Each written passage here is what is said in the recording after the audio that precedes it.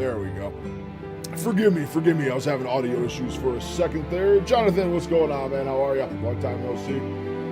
Hope all is well. Hope life is treating you good. We'll get started here in just a moment. I'm going to grab some water quick and we will get going. I'll be back in 2 minutes.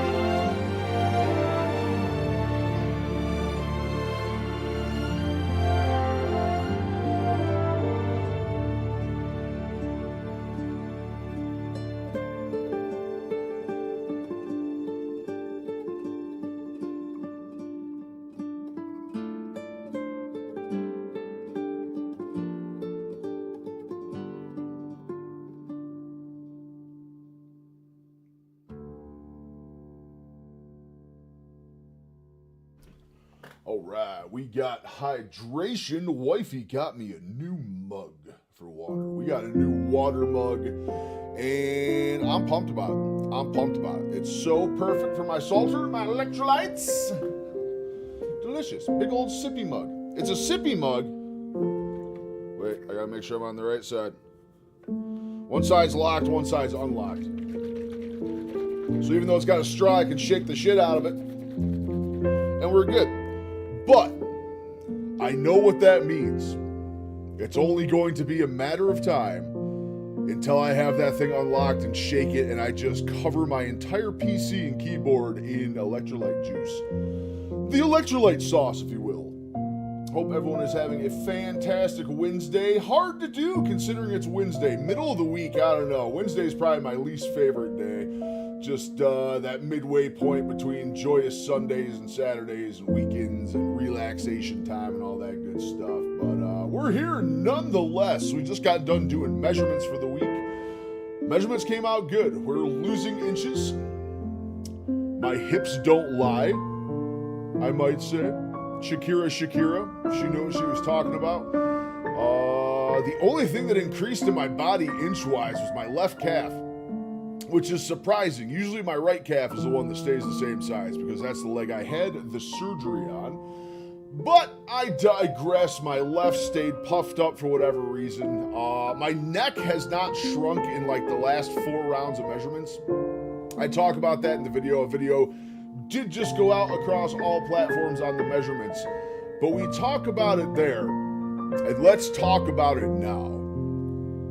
Unfortunately, very unfortunately, the last thing that's going to change for me is you see a lot of people that have lost a tremendous amount of weight. What's one of the first things you notice when they're not their before, like their full on before after, but their transitionary photos? What's the first thing you notice? Their double chin really disappears pretty quick. This ain't going nowhere for a while. I should try and find it. I have a very old picture of me from back when I was 18. At 18 years old, I was probably 275 pounds. Not remotely overweight. Yeah, dude, Bucky, my chin don't shrink. I can show a picture from when I was 18 years old where I was very much in shape. And I still had a chin. Actually, while we're sitting here reminiscing, I'm going to pull this page over here quick so I can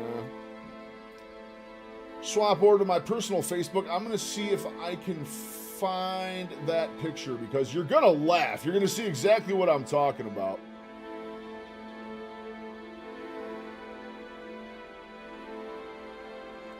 If I can find it. I swear it's on my OGS, indeed. There it is, there it is, there it is.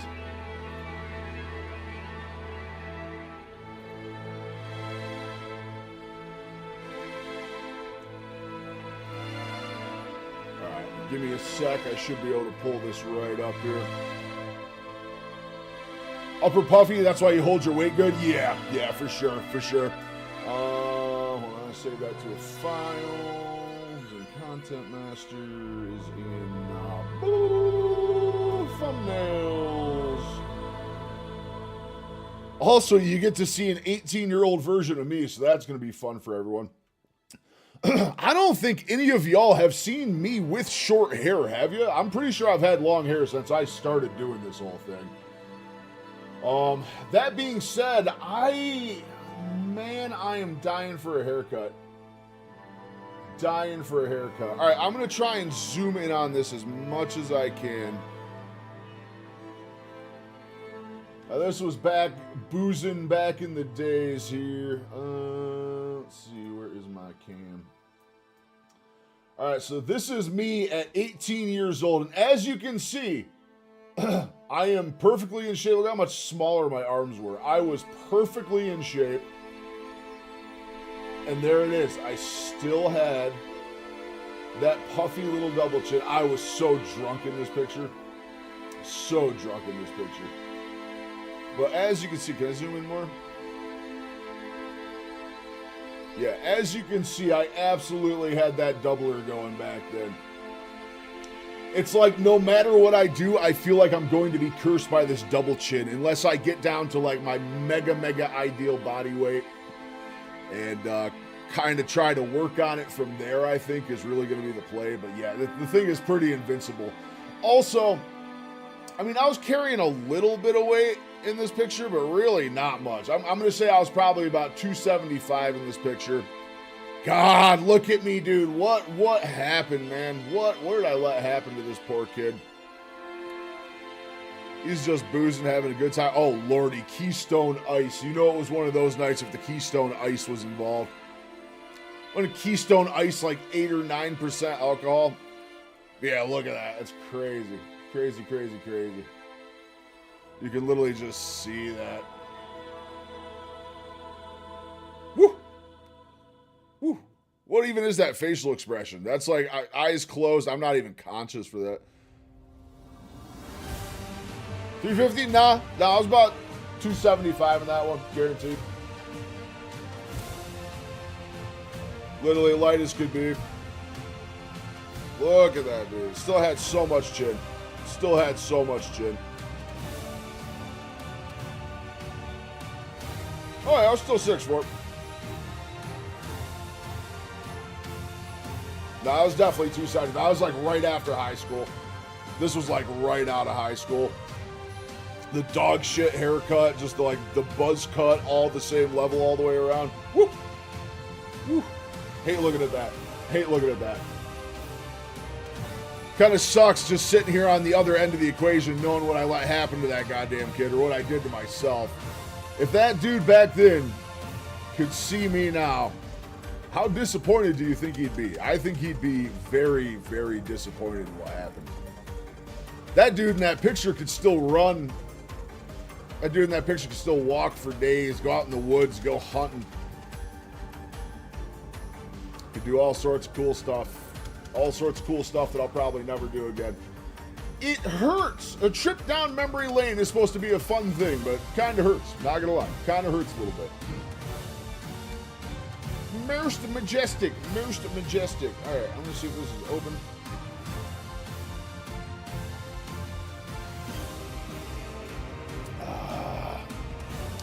My handy dandy lime salter, as it's all I can have right now because my ass is fasting again.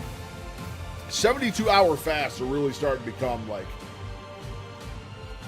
a weekly occurrence. I think this is going to be week 4 of a close to 72-hour fast, 60 plus. Run that picture through AI and have it guess the weight. AI can fuck itself on that one. I knew what I weighed back then. That was 275. maximum 290, because that was like right out of high school. I remember that picture. That was like right after high school. That was like a graduation party. Didn't see me last night. Last night was my wife's first night off in some time, 4 or 5 days. I unfortunately did not have a chance to make it over there. Spending some quality time with wifey, as I hadn't seen her in a couple days, so. Do with that information what you will, but unfortunately I was not able to make it. How you doing though, Uncle? How's your day going? Is your Wednesday as majestic as mine? Because mine's moderately majestic. It's very loose majestic. Very loose majestic turn. Very, very loose. But we got some cool news coming up. I'm wondering if he's going to stop by the stream tonight. Maybe we'll wait and see if McCarthy swings in. I don't think he's going to. I think McCarthy's in the middle of his workout set right now. Carnivore Talk, 8 o'clock. That's my bad. It's hard. I'm so busy with editing and stuff. It's really hard to make it at other streams. It's really hard to make it over there. I will do my best to make it to other ones, though. I got the whole list you gave me written down. So I'll do better. I was in, what stream was I in today? I was in the Carnivore Community Worldwide. Selenia had Bella over there today. It was a really fun one. I kind of caught that real quick while I was doing some editing this afternoon. But my schedule is swamped. My schedule is absolutely swamped. I try to make it as many as I possibly can. But if I do miss some, forgive me, because that's just kind of the way it's going to be. The way it be. If I'm not streaming, I am shooting. If I'm not shooting, I'm editing. These guys can take you to a new level. I understand. I'm going to try and make it there as much as I can. I'm just saying, I'm very, very busy. Very, very busy. Large abdominal girth, prominent belly overhanging the waistband. Yeah, that AI can fuck itself, Bucky. I'm telling you. I remember that picture. I remember when it was. I was nowhere near that. Literally nowhere near that. So I don't think we're going to see McCarthy this evening. But we do have fun news. Me and McCarthy are teaming up. McCarthy does not make content. He does not make videos. He is a personal trainer out in California. He is a muscle head and a half. If you're on their show, you'll pick up people. Oh, absolutely. I got some more interviews coming up. I'm going to be with, we're going to be on Meeting Wellness again next week. The following week, I'm going to be with Butter Bob. Butter Bob is having me on the week after that. So I am networking as much as I humanly can. I'll definitely reach out to these guys. Trying to reach out to Carrie. I really would like to do an interview with Homestead Howe as well. Carrie's a sweetheart, man. I had the opportunity to meet Carrie down there at Meat Stock. It was so fun. He's such a nice guy. But we are definitely going to network as much as humanly possible. But fun news. So I have been having tragic inflammation. Bucky, are you trying to hurt me today? Like, Target Prime Rib is another channel. I think I have that one written down. I got the full list here somewhere.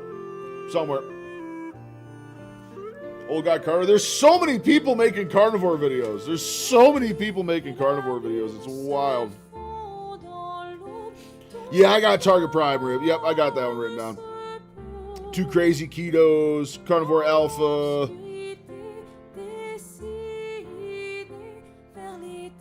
Keto Ranch Amy? I think that's one. Is there our homesick? Yep.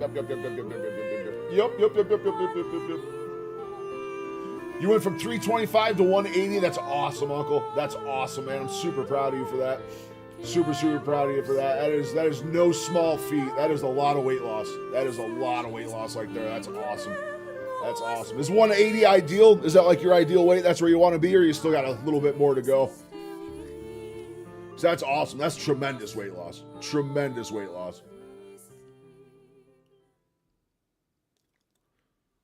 If you cut out butter, you'll start losing more weight. Dude, it's the exact same way for me. It is literally the exact same way for me.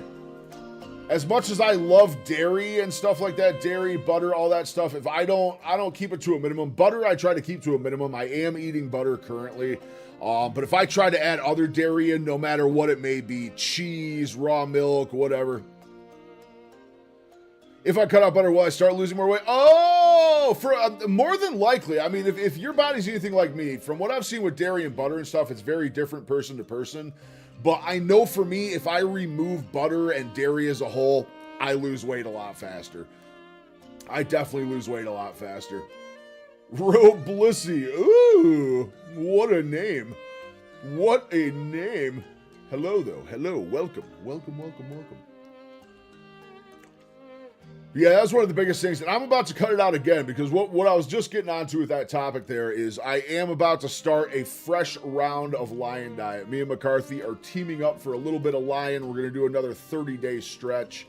I've been having crazy inflammation. I just got results from an MRI that I have acute tendinitis in both of my rotator cuffs. So I have massive inflammation in my shoulders right now, which is surprising with carnivore. With how good I've been on carnivore the past couple months, really haven't had much in the way of slip-ups. A couple here and there. Ding dong, round 2. I'm saying, baby, I'm saying. It's a hard name not to like, Roblissy. It's a hard name not to like.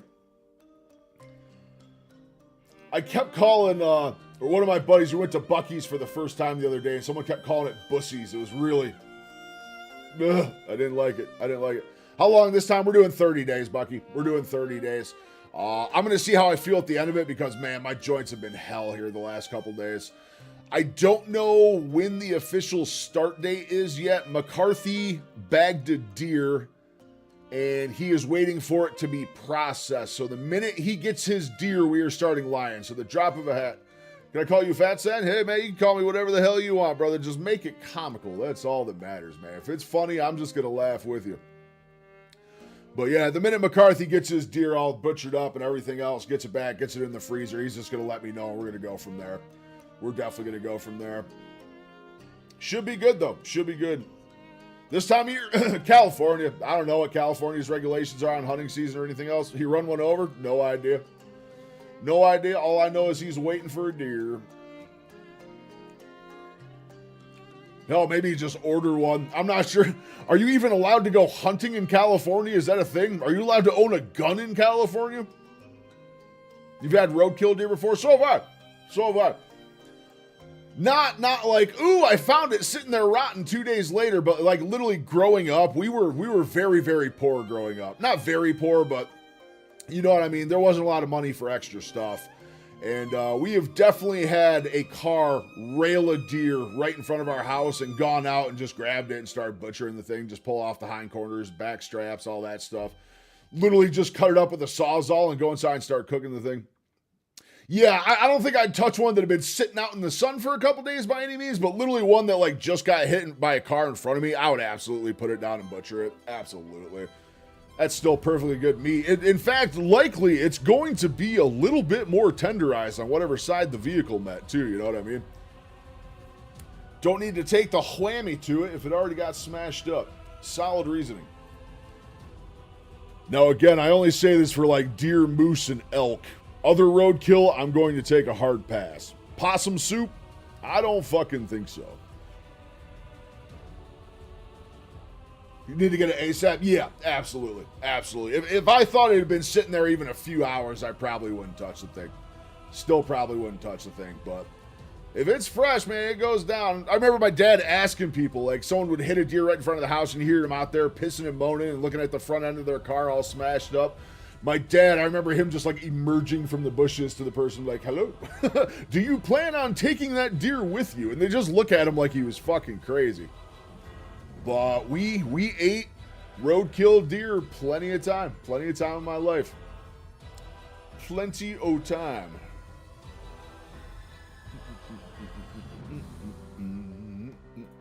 All right, we got some cougar to check out with some steaks. Don't know how long we're going to run tonight. I got some extra editing to do this night. This night. Who the hell says this night? Extra editing to do this night. This fine evening. So we'll go to at least 6 p.m. today.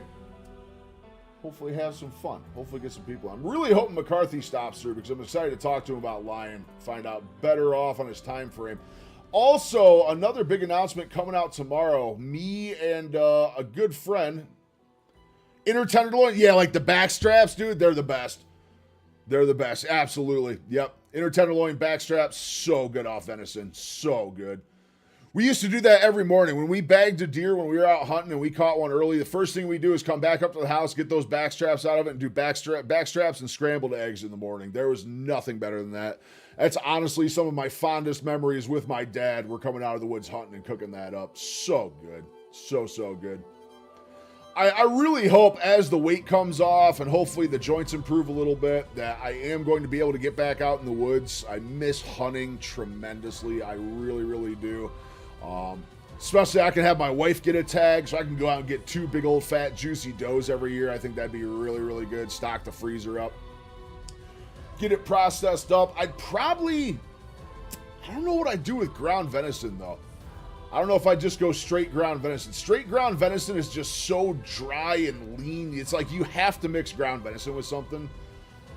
We used to do a pork mix. We used to do a 50-50 pork mix of pork to veni, and it worked really good. But I think going online and trying to keep it as ruminant as possible, maybe a beef mix would be all right in there. I don't know, though. I don't think I've ever had a beef venison mix like that before. Could be interesting. Could be good. Could be terrible for all I know. But worth trying, nonetheless. But it's going to be an interesting few weeks. A fellow creator I met down at Meat Stock, me and him are going to have an announcement tomorrow.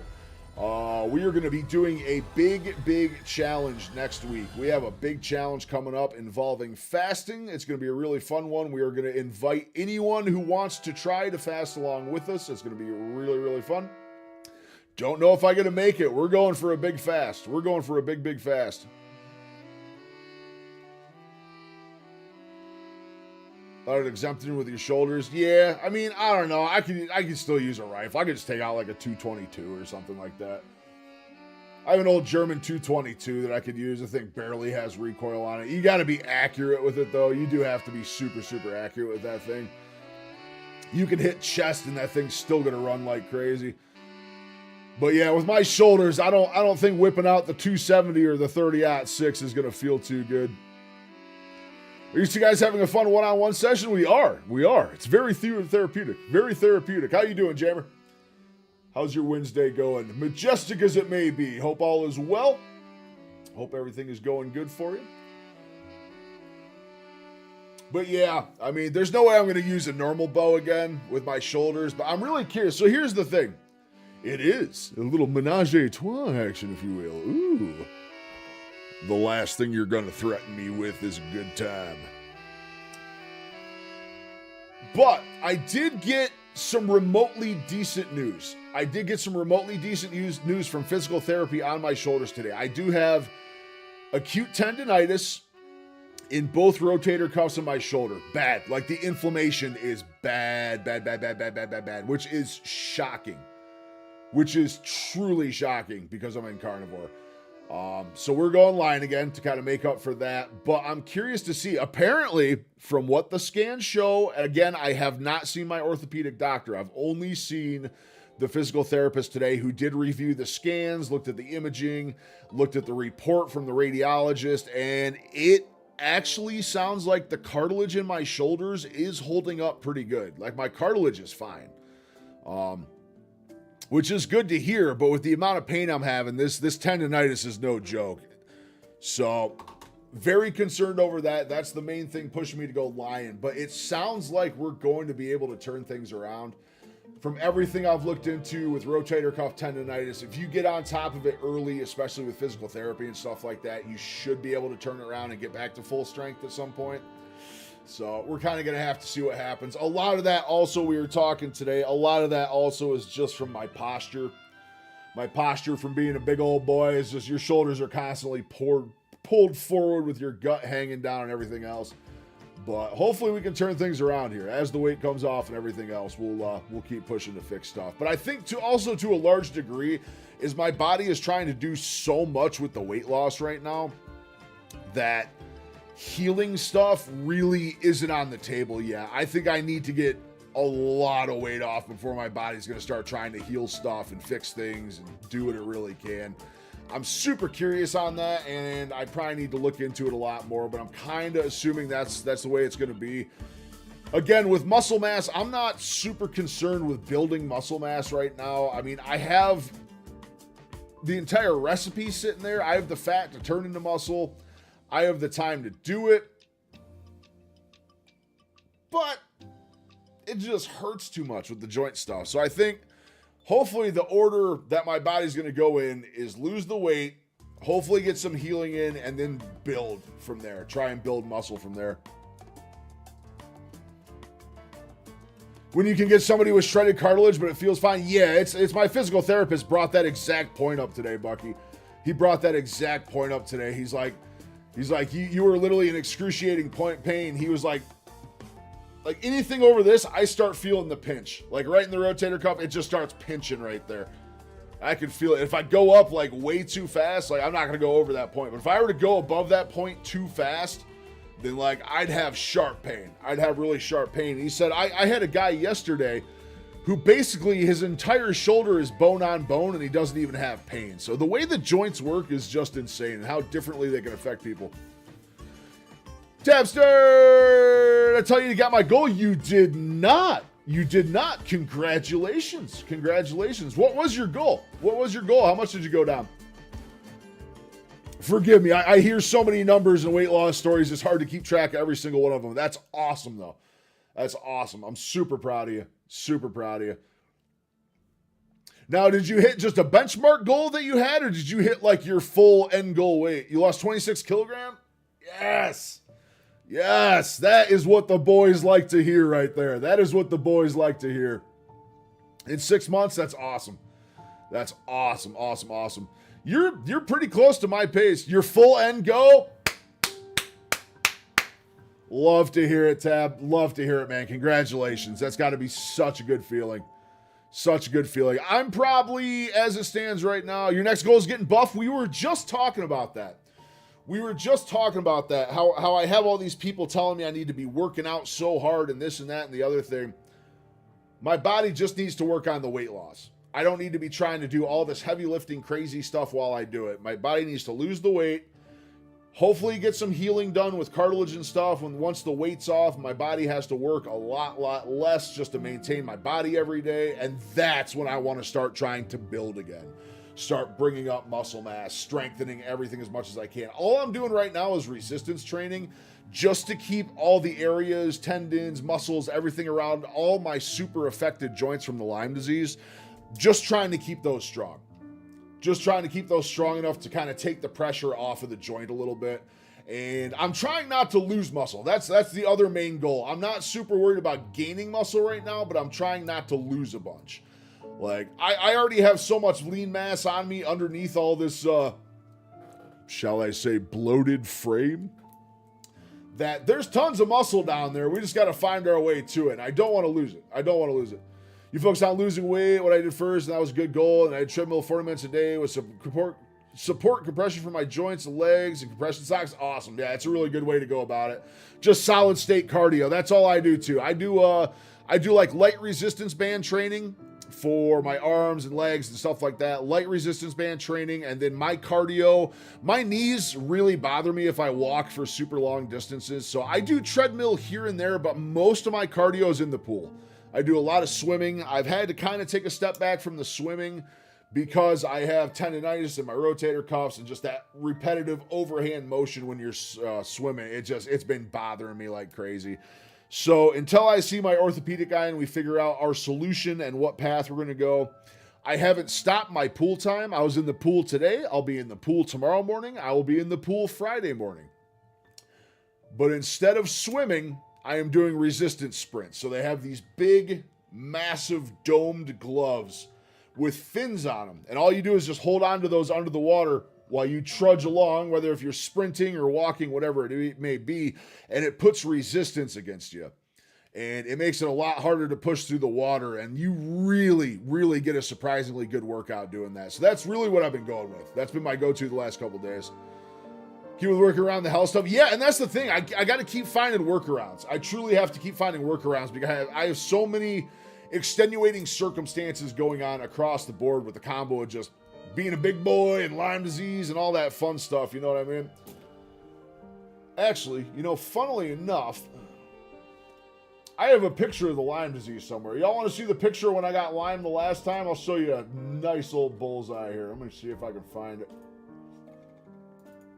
Let me see if I can find it. Is it a phone dump one, or is it going to be in raw footage? It's probably in raw footage.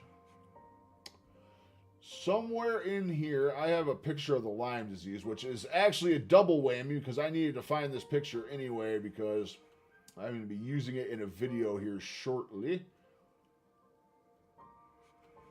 Oh, where is it? I know it's in here somewhere.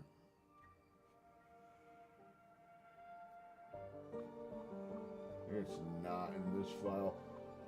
Dude, okay, so we're coming up on like 9 months right now. 9 months of making videos. The amount of raw footage that I have stacked up doing this so far is absolutely wild.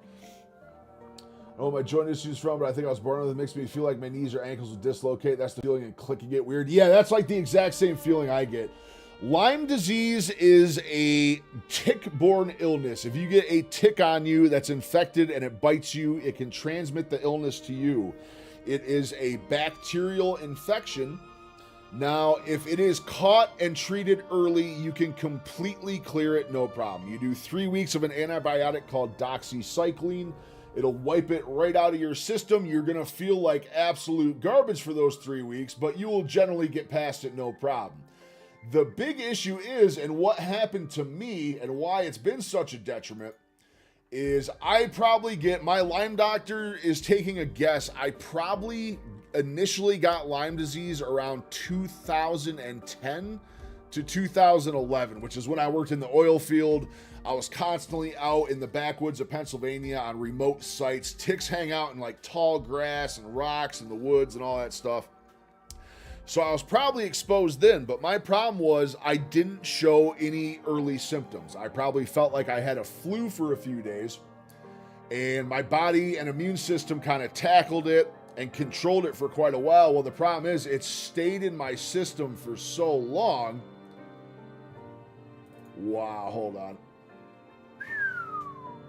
That's crazy.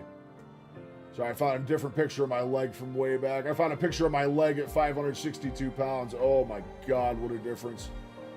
What a difference. Where is this picture? I know I got it in here. I know I got it in here.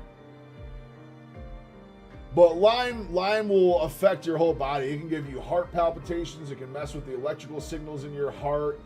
Give you severe muscle pain, spasms. It can really, really attack your joints, which is what is happening to me. So when my joints are so beat up, don't get me wrong, my massive weight is also a large part of that equation as well. But not near as much as the Lyme. Where? Dude, I literally saw this picture yesterday, and now I can't find it. I found that picture yesterday. I know I have it somewhere. Where is my bullseye? Shit. Well, son of a biscuit, I don't know where that went.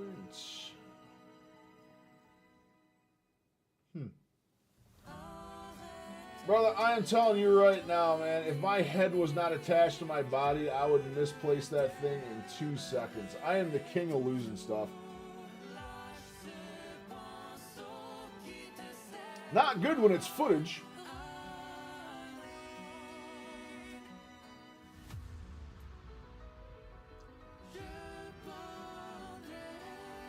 Where I feel drunk but I don't drink. Could be mental stuff, could be brain fog, all sorts of stuff like that. Honestly, I would get tested for Lyme disease. Sometimes, not so much with the slurring words. I kind of like step over my words all the time. But no, I never really have a feeling like I'm drunk when I don't drink or kind of slurring my words. But that definitely sounds like something you want to get checked out. Again, that is something a doctor can much better diagnose. I am not a medical health professional, but I highly advise talking to a primary care or someone else about that. I would highly suggest getting tested for Lyme disease, although the tests are very, very unreliable.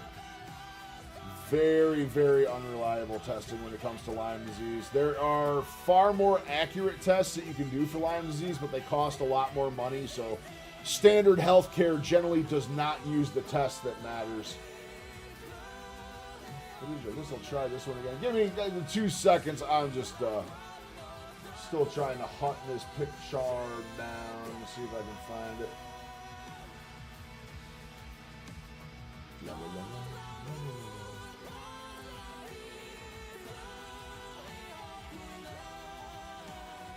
Oh, come on. I know it was in here somewhere.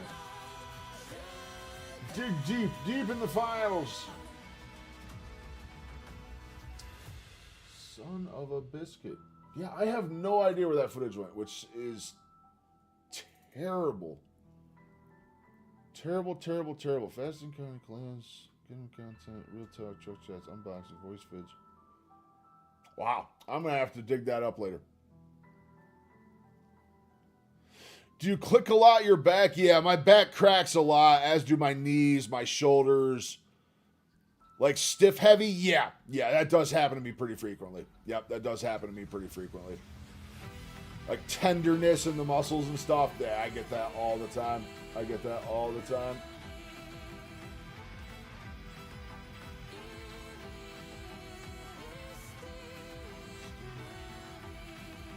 Oh, brother.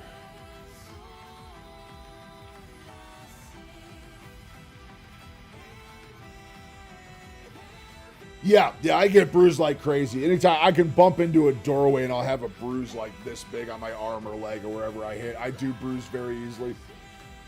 Very, very easily. My mom always said, it's because you have such fair skin. It's probably because something serious is going on. We just never checked it out. All right, well, I am giving up right now, trying to find the picture of the Lyme. I know it's on my own phone. Do I wake up with bruises? No, not that bad. Not that bad. They're all earned bruises. They're all earned bruises from bashing off of stuff or walking into things or smacking a water bottle into my leg, like stuff like that. Stuff like that I get it really bad from, but yeah, I don't like wake up with mystery bruises or anything like that. That's not something I've experienced. No, I do just get bruised all the time, just from being outside, walking the dog and doing stuff. I'll come home and there'll just be a big bruise on my leg, and my wife will look at me like, what the hell happened? Small ones? Nah, not really.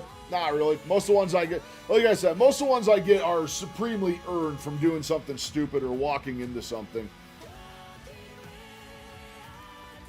It's on here somewhere. This is my old phone. This is my super old cell phone from like 2018. I know this has the Lyme pictures on it, so I'll have to dig them up on there. But I do have a very good idea for a video. Twitching in the eyes? Not so much. Not really. Not really. I get like weird rumbling sensations in my ears. That happens to me quite a bit. I think that's more related to like my CPAP than anything else, though. I have a machine that I wear to sleep to make sure I'm getting enough oxygen, and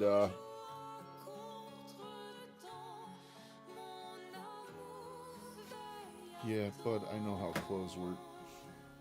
Shaky hands? No, not so much. Not so much. Steady as a rock. Steady as a rock.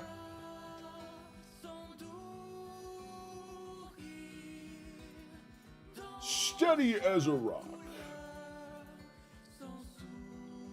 Does the oxygen help? Yeah, I need it. I stop breathing. I have a condition called sleep apnea where I stop breathing while I sleep. Before I got treated for it, I think my last sleep study before I got treated, I stopped breathing 100 times an hour. So over one time a minute. I stop breathing while I sleep. So this just makes sure you have constant pressure to make sure you're breathing throughout the night. And we have reduced it from over 100 times an hour down to, last I looked, I'm at like 0.5 events an hour. So we have reduced the condition like 99%. 99%. That being said, I get pressurized oxygen all night, so it kind of messes with my eardrums. I get like this rumbling, rattling sound in my ears sometimes, but it's just you're pumping so much pressure into your head, it's kind of unavoidable at the end of the day. It's kind of unavoidable, but that machine has saved my life. Truly, it saved my life.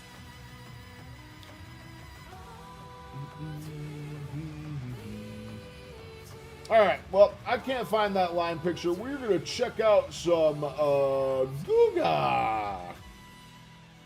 We're going to check some Guga out. He's got a lot on steak marinades. Let's get a look at this. This might be the biggest lie in cooking. Do marinades even work? I went on my local supermarket and I got the cheapest picanha I can find. This one is not that great. I want to test 4 bases: lemon, yogurt, oil, and butter. And here's the most important thing. I want to know about penetration. Will the marinade penetrate deeply inside of the meat? What about tenderization? Will it get more tender or will it remain the same? Most important, moist reduction. Will it take the moisture out or add more moisture into the steak, making it juicier? And the craziest thing about this video is that the end results makes absolutely no sense. Beautiful. To be clear, this is the piece of meat I'm going to be using for all of the steaks. It is a picanha, also known as culotte. Now I want you to pay attention to one thing. This is the way the grain goes. I really need to start getting some picanha. Next time I do a grocery shop, I'm definitely going to do some picanha. Also, I like cooking, making foods. Yeah, I've been enjoying. I've never been big my entire life on cooking or being the guy in the kitchen or anything like that. And the deeper I get into carnivore, I'm starting to enjoy it a lot more. I'm definitely starting to enjoy it a lot more. Any gut issues that come from Lyme disease, you can get GI issues and discomfort and all sorts of other stuff generally when you initially have the disease, but it's usually stuff that doesn't hang on too long. Usually there's not too much GI stuff related with it. Not that I've encountered anyway, and I've asked my Lyme doctor about it a few times, and he says really not so much. Some people do present with it, but it's not common. And you see right here, 1, 2, and 3. These are the 3 veins that you always look for whenever you buy a picanha. You gotta make sure yours is cut right here, which is what we like to call the 3rd vein. This is a true picanha. Now, one of the things I must do is cut the steaks with the grain, as my final end cut will be against it, making it nice and tender. So before I continue, I need to ask a true professional Turkish chef about marinades. Let's go meet him right now. Come on. Welcome to Doya, by the way. And there is my brother from another mother, Chef Erhan. Yes, Chef, how are you? Like each other. This is my Turkish brother, if you guys don't know. Look. Can we turn around, please, Chef? Look, the same. You want to do 1, 2, 3? There you go. He's just more handsome than me. Chef, I got a lot of questions for you about marinades. Why is marinade so important in Turkish cuisine? So back in the old days, Turkish people, when they want to eat something very nice, they don't have that much money to spend, right? To buy expensive cuts. So what they do, they find like some cheap steaks and they marinate it, and then that thing becomes a kebab. So this is how the kebabs start in Turkey. What I want to find out is what is the best thing to marinate with? Chef, is yogurt a really good marinade for meat, or is that a myth? Oh, it is really a very strong marination. It gives amazing flavors. Also, it breaks up the entire nerves of the meat. What would you say is the biggest mistake people make at home when they use marination, Chef? I use 2 things. The first one, they shouldn't be shy when they use salt. Okay. I always say a good shy on chef the salt. is the Never, chef never, who never. knows how to use the salt. I agree, everybody. Salt your food. Bro, I'm not looking forward to giving up caffeine again. I'm really not. I was just getting back to my caffeine goodness. And it's going to be gone again. 30 days, though. We got this. It's going to be better, right? Exactly. And the second thing is to be patient. I know a lot of people, they do the right marination, and then like an hour later, they take it out. They say like, be patient, let it work. So, listen to the master, everybody. I couldn't agree more. So I'll be making sure to use a lot of salt on today's experiment. That makes Well, I'm going back. I've been dealing with a lot of inflammation and tendinitis and some other stuff, so I'm going back to lion diet, which is the strictest form of carnivore. It's water, it's salt, and it's ruminant meat. It's all you're allowed to have. I'm going to do another 30-day stretch, and I'm super excited for it. It is very much needed right now. It is definitely needed with all the extra inflammation and stuff I'm dealing with, but it's going to be tough. I did 90 days the first time, but another 30 is going to be rough, and I'm going to be violently strict.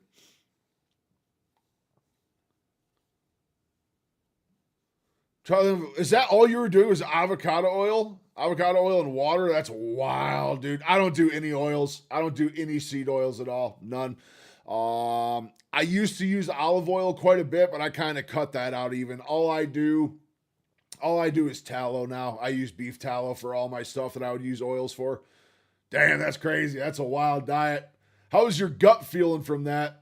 That sounds like some war on the GI tract. That sounds like a rough time on the GI Sense, tract. because salt will penetrate deeply inside of the meat, making it more tender, flavorful, and delicious. Now, in order for me to continue, the first thing One I slice of need cheese is and a tomato. rub. This will be the flavor Gotcha. profile Goes for great. every Oh, steak. yeah. That Cheese way we and can tomato only go change the together base so and see good. how it will affect the meat. And here's what I What's the little Italian salad? Like you go to an Italian restaurant and they serve that. It's like the tomato with the big sledge of mozzarella and olive oil on top. What is that called? Capriccio salad? Capriccio, something like that. Capriccio salad, I think. Really, really good. I used to love that stuff back when I was still eating vegetables. Back when I could still eat vegetables. I have not had a vegetable in like 200 days. It's been like over 200 days since I've had a vegetable or fruit. got. Into a bowl, I threw in a generous amount of grated onions, followed by chopped up garlic, Italian parsley, and this Turkish pepper, Urfa pepper flakes. Remember, Urfa. I'm being inspired by Chef Erhan, Urfa. as then I went in with some cumin, smoked paprika, sumac, and black pepper. Now I mix that up real good, and I only wish Resetting you your could body. smell Nice. this. Yeah, It's it's such a good fragrant, feeling. pungent, That's and kind of what I'm doing with this 30-day stint that I'm coming up on for the Lion Diet. That's kind of the goal there, is just kind of reset my body again. Also, it's elimination. So I'm pulling everything else out of my diet because I need to really isolate the foods that do cause my inflammation, do exacerbate it, do give me GI issues. And I think what happened after my 90-day stint on Lion, I think my problem is I was reintroducing a new food every day. Or not every day, every 3 days. It was every 3 days I reintroduced a food. And next thing I know, it was like 3 weeks later, and I reintroduced everything I planned on eating, and everything was going good. But now here I am a couple months later with just massive inflammation, tendonitis, a ton of pain again, a ton of tenderness, swelling. So what we're going to do this time, we're not going to do 90 days again. We're doing 30 days of Lion again. We're doing 30 days.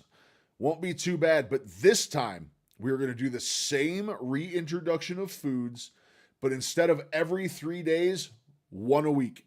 We are going to do one a week to really, really lock down what is causing the issues. To really lock down what's causing the issues. Because I feel like it's something I've reintroduced. I had ice cream and cake last night. There you go. Carnivore ice cream and cake, or did you just throw the hands up and say F it and go for the good stuff? I'm not able to have onions, garlic, too much fiber, and anything in the onion family, and refined carbs. Gotcha. Avocado oil, palm oil, and coconut oil, or fruit oil is not as bad as seed oil. Sorry, I'm tired. I was traveling for my aunt. Mr. Benny Bob has arrived. Benny is damn near what we consider royalty around these parts. Hands up. It happens to the best of us. I have slip-ups too. I'm telling you right now. I'm telling everyone right now. I've done so good for so long. It's about to be the 250th anniversary of these great United States. And I'm telling you right now, carnivore, goodbye for a day. Diet, goodbye for a day. No alcohol, goodbye for a day. This 4th of July, I am drinking bourbon and eating whatever the hell I want. That is my 4th of July present for America, of course. For America. We are getting tuned up on some bourbon. We're going to wear an American flag as a cape, and we're going to be out on a boat on the lake all day. That is my 4th of July plans right now. Those are straight up my 4th of July plans. intoxicating. You got to indulge. Can we have mayo on carnivore? Nah. But no smoking? No smoking. Maybe a cigar. I take that back. Maybe a cigar. No cigarettes, though. No cigarettes. I'm done with all that shit. I'm good to go. But possibly a very large cigar. Perhaps. If I have a big cigar, I could probably make it through, because I say I'm good on smokies until I have it. No, Uncle, generally mayo is not considered carnivore. I know people that do still use it and still integrate it. It's just, you really got to feel it out. You got to feel it out and see how it affects your body. When I did my OMAD fasting, I never really craved going crazy for ages. It took like 6 months to want, and even then some shrunk. The only thing I craved for the most part was cheese. Yeah, cheese is a very hard craving to break. Cheese is just too good. Cheese is just so good. It's like, how do you give it up? Yes, butter Italian mayo. There you go. Yeah, Benny has you on the mayo. I used to indulge all the time. That's how I got into the problem in the first place. Yeah, you and me both. Nano, oh my God, we have Mrs. High Calorie Human in the chat. We have Mrs. High Calorie Human in the chat right now. But then I finally wanted to try new foods at a buffet for a reward. You see, that's the thing. And there's so many people that say that you have to be so extremely strict for this or that or this amount of time. You do have to indulge yourself. You do have to indulge yourself to keep things in perspective. And you also realize you only live once. You only live once. You can't eat garbage all the time. But I think every couple months or even once a month, you're fine to go out and indulge in some stuff. Treat yourself. See, my problem is, or not even a problem anymore, I almost consider this a blessing at this point, is when I do go out and have my slip-ups, it's real fun for a day, but then I realize I feel like absolute garbage for like 3 days after the fact. That's like the hardest part of the whole thing. Is wife on the diet? She's more keto-ish right now. Keto-ish, ketovore. She's not full carnivore, but she's within the ballpark. She's doing really, really well with it right now. She's been doing fantastic. She is losing a bunch of weight. She's doing great. She is doing fantastic. It's funny, when I do eat garbage, I lose my taste for it. Yeah, Tapster, exactly. Like, you lose your taste for that cheat meal stuff. You really do. You really, really lose your taste for it. It's either you lose your taste for it or it just makes you feel so bad that you just don't want it anymore. It makes you feel so terrible. You just don't want it. You don't need it. Oh, my hat head. Oh, I'm sorry. I lifted that head up. Losing all my stuff here. I needed a big hat that was actually going to fit over my hair so I could wear one again, and I might have gone a little bit too big on this one. Might have gone a little bit too big. This does not like to stay on. It stays on great when I got my headphones on right now, but as soon as I take those off, it kind of just starts falling right off on me. I was trying to find, so I have a picture buried somewhere, guys. Somewhere on this PC, I have pictures of my Lyme infection. We were talking pretty heavy on Lyme disease earlier because what we just found out on my shoulders and everything else. Oh, Benny Bob, I'm sure you noticed from the title, we are going back on Lion, my friend. We are doing another stint of Lion diet. Leon diet. Well, no point. It's got to be in here.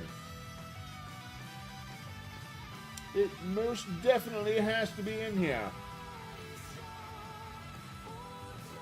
We're going back. I have, from the MRIs, I have acute tendonitis in both of my rotator cuffs right now, and the inflammation is absolutely through the roof. So I am surmising, Benny Bob, that something I reintroduced is causing some problems.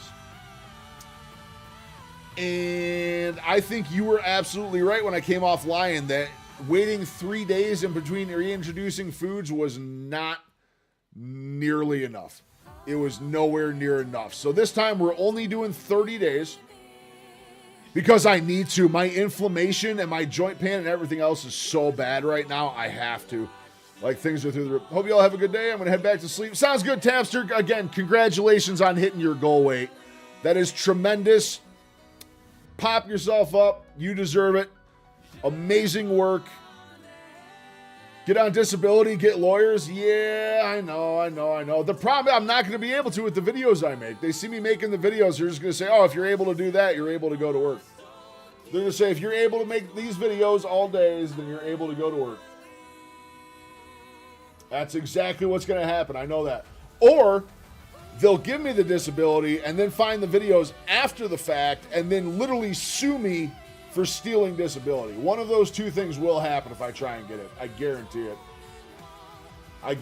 But it's getting to the point I could probably qualify. No, but you can't drive. I can drive a normal vehicle. I just can't drive CDL anymore. I can still drive a normal vehicle. I drive all the time. I can drive a normal vehicle just fine.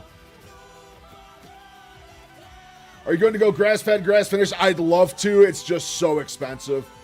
It's so expensive. The local guy that does it around here has amazing meat. Maybe I'll try a little bit, but it's going to be really hard. It's going to be really hard. That type of beef is just so expensive. Even online, if you find the good stuff online anywhere, even that is super expensive. But McCarthy's doing it too. Me and McCarthy are going to do it together. The big thing I want to do, though, is I do think something I've reintroduced is causing issues. I think one of the foods that was reintroduced is causing issues, but the problem is, since I reintroduced stuff with a 3-day gap, it's hard to tell what it was. So, this time we're only doing lion for 30 days, no 90-day, no 60-day, none of that stuff. How many times a day do you eat, and what do you eat in a day? I generally eat 2 times a day. Actually, hold on. Let me finish my other point first before I go to that one. I will answer your question in just 1 second. Shit, I lost my train of thought. I completely lost my train of thought. Okay, so Benny, what I was saying is we're going to reintroduce foods 1 a week. Yeah, eggs and dairy. I'm assuming it's probably the eggs, which I really hate to admit. But when we reintroduce foods after the 30 days this time, it's going to be 1 a week. 1 a week until we figure out what the hell is going on. And eggs are going to be first. Eggs are going to be first just to see if that's a problem. All right, Uncle, to your question, I generally eat 2 meals a day. I do intermittent fasting. So I fast for 18 hours, and then I usually have 2 meals within a 6-hour window. I usually have 1 meal around 11 a.m. to noon, and then my second meal around 3:30 to 4 p.m. Currently, I'm not eating right now. I'm in the middle of a fast. Yeah, hopefully not the eggs. Hopefully not the eggs, because my God, there's so many eggs upstairs. You're going to have to eat all of them, babe. You're going to have to eat all of them.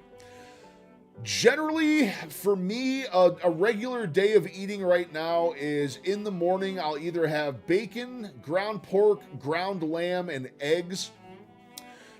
Usually around a pound. Usually I do a pound of ground meat, 4 to 5 slices of bacon, and anywhere from 3 to 6 eggs, depending on my hunger levels. I really don't count calories too much anymore. I look more at my fat to protein ratios. So that's my general breakfast. Some days I don't eat breakfast. Some days I only do OMAD if I'm feeling really good. Some days I eat that first meal, and I'm so full for the day, I end it right there. But most days are 2 meals, and usually for dinner, I do a chuck steak. Either a chuck steak or just ground beef. If I do ground beef, it's usually like just a full 1-pound burger, or usually around 300 to 400 grams of chuck steak is my normal go-to. That's the rotation that's been working really good for me. Now, I am going back to lion diet in probably, I don't know when the start date is. I'm waiting on McCarthy. McCarthy has a deer that's getting processed, so he has some extra ruminant meat around. So the minute he says it's go time, it's go time.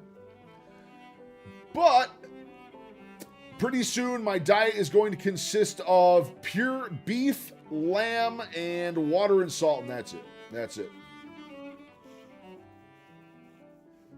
It's just a defense mechanism. Yeah, it's been extraordinarily bad. I don't know if it was the Gatlinburg trip. I mean, maybe I just had so much adrenaline and stuff going that I wasn't in pain at all in Gatlinburg. Like, you can ask wifey, she was in here. We were walking all day, every day. I was on my feet all day. We were walking all day, every day. I was up, down, out of chairs, doing this, walking through town, walking miles every day. And I was completely fine. I almost was pain-free. The entire time we were there, I was almost pain-free. And now that I'm back here, it's like everything's just falling apart again. So maybe I just went so hard in Gatlinburg on my body that the adrenaline and everything else, I just never felt it there. And now my body's trying to recover from that. But the inflammation in my shoulders right now is scary. We got acute tendonitis in both rotator cuffs in the shoulder, confirmed via MRI. So I'm not sure I'll be able to eat all those eggs. You're going on the lion diet, and I'll be on the all eggs diet. There you go. You're going to do an egg fast, babe. You're going to be an egg fast. What? Me scusi. But it should be interesting. We also have another large contest coming up tomorrow. We are going to announce this tomorrow. Me and my good friend Joshua Stafford, who I met at Meatstock. He's a very, very good dude. We've literally been talking every day since Meatstock, are teaming up. We are going to team up for a little challenge starting next week. We are going to shoot for a 100-hour fast. We are going to have a little friendly competition.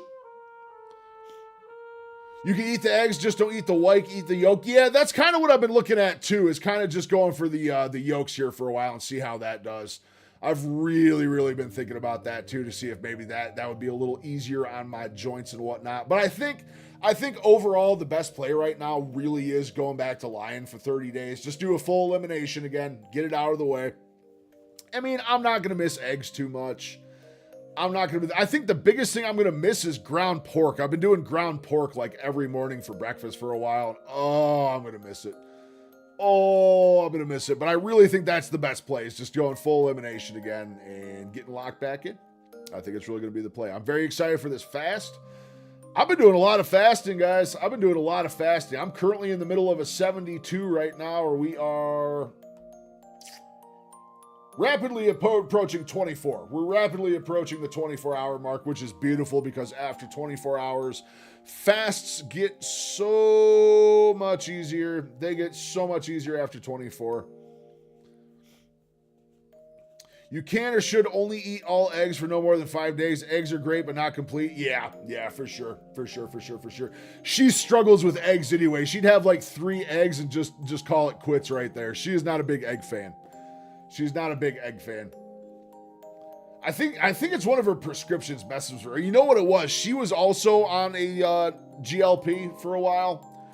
And I think when you're on a GLP, you lose your taste for stuff. Oh, actually, Benny, you want to see something funny? Or all you guys, you want to see something funny? I was cleaning up yesterday.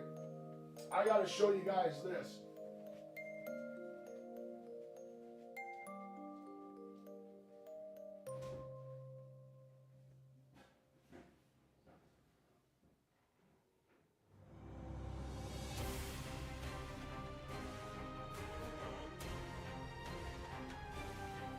So hopefully you're going to be able to see this on the cam. Here you go, boys.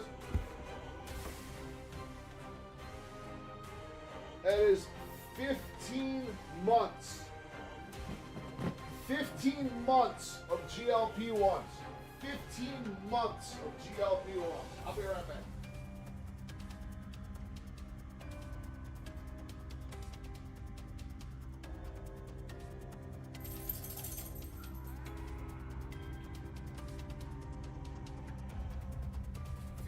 Months. That was 60 times. 60 times. Ugh. 60 times I injected myself with GLP-1s. I eat 1 meal a day, but I didn't eat last year. Yeah, Uncle, it's funny how that works. It's funny how that works because I do the same thing. I'll have nights where like I eat a big meal. I'm like, yay. I'll wake up the next day and be like, ooh, what am I going to have for breakfast? And I go, you know what? I'm not even hungry. And that's one of the biggest things I think I've achieved so far in this weight loss journey is starting to realize when I'm actually satiated. Realizing when I'm satiated, when I'm full, when my body wants food, when it doesn't want food, I'm really starting to recognize that. And you can ask my wife, Nano's in chat right now, you can ask her. Maybe you'll feel better with raw eggs? I don't know about raw eggs, baby. I don't know about that one. Just texture alone. Texture alone.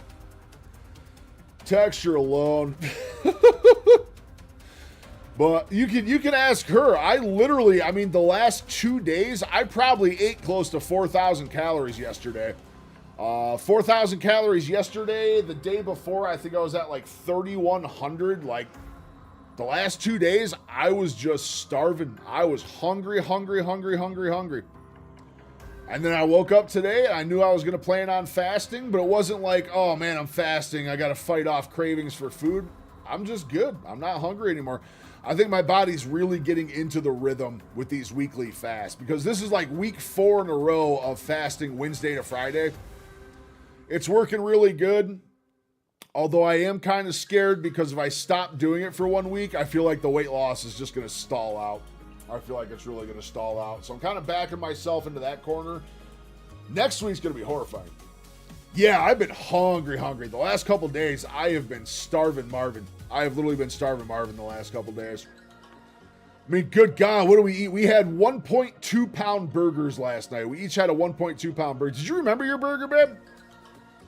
I hope you remembered your burger and your steak. It was in the fridge for you. I hope you grabbed that before you left. If not, just have it in the morning because it'll be here. I am good. I am not hungry one bit. I thought I was a couple hours ago. I started getting a little couple hunger pangs. You did? Good. You're doing so good. Guys, give her a round of applause. She's been doing so good the last couple weeks with carnivore, and I guess almost you're officially like full carnivore the last few days here. You really have been for like the last week. You're pretty much full carnivore here.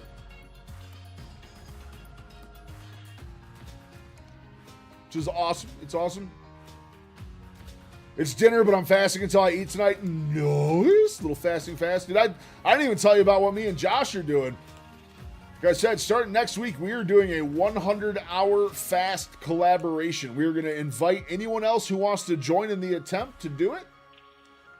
You don't have to report to anyone except yourself, but we are starting next Thursday. I believe starting next Thursday. He wants to start at like 6 a.m. I don't know why. He wants to start at like 6 a.m. for our last meal, which is going to work really weird for me because I never eat at 6 a.m.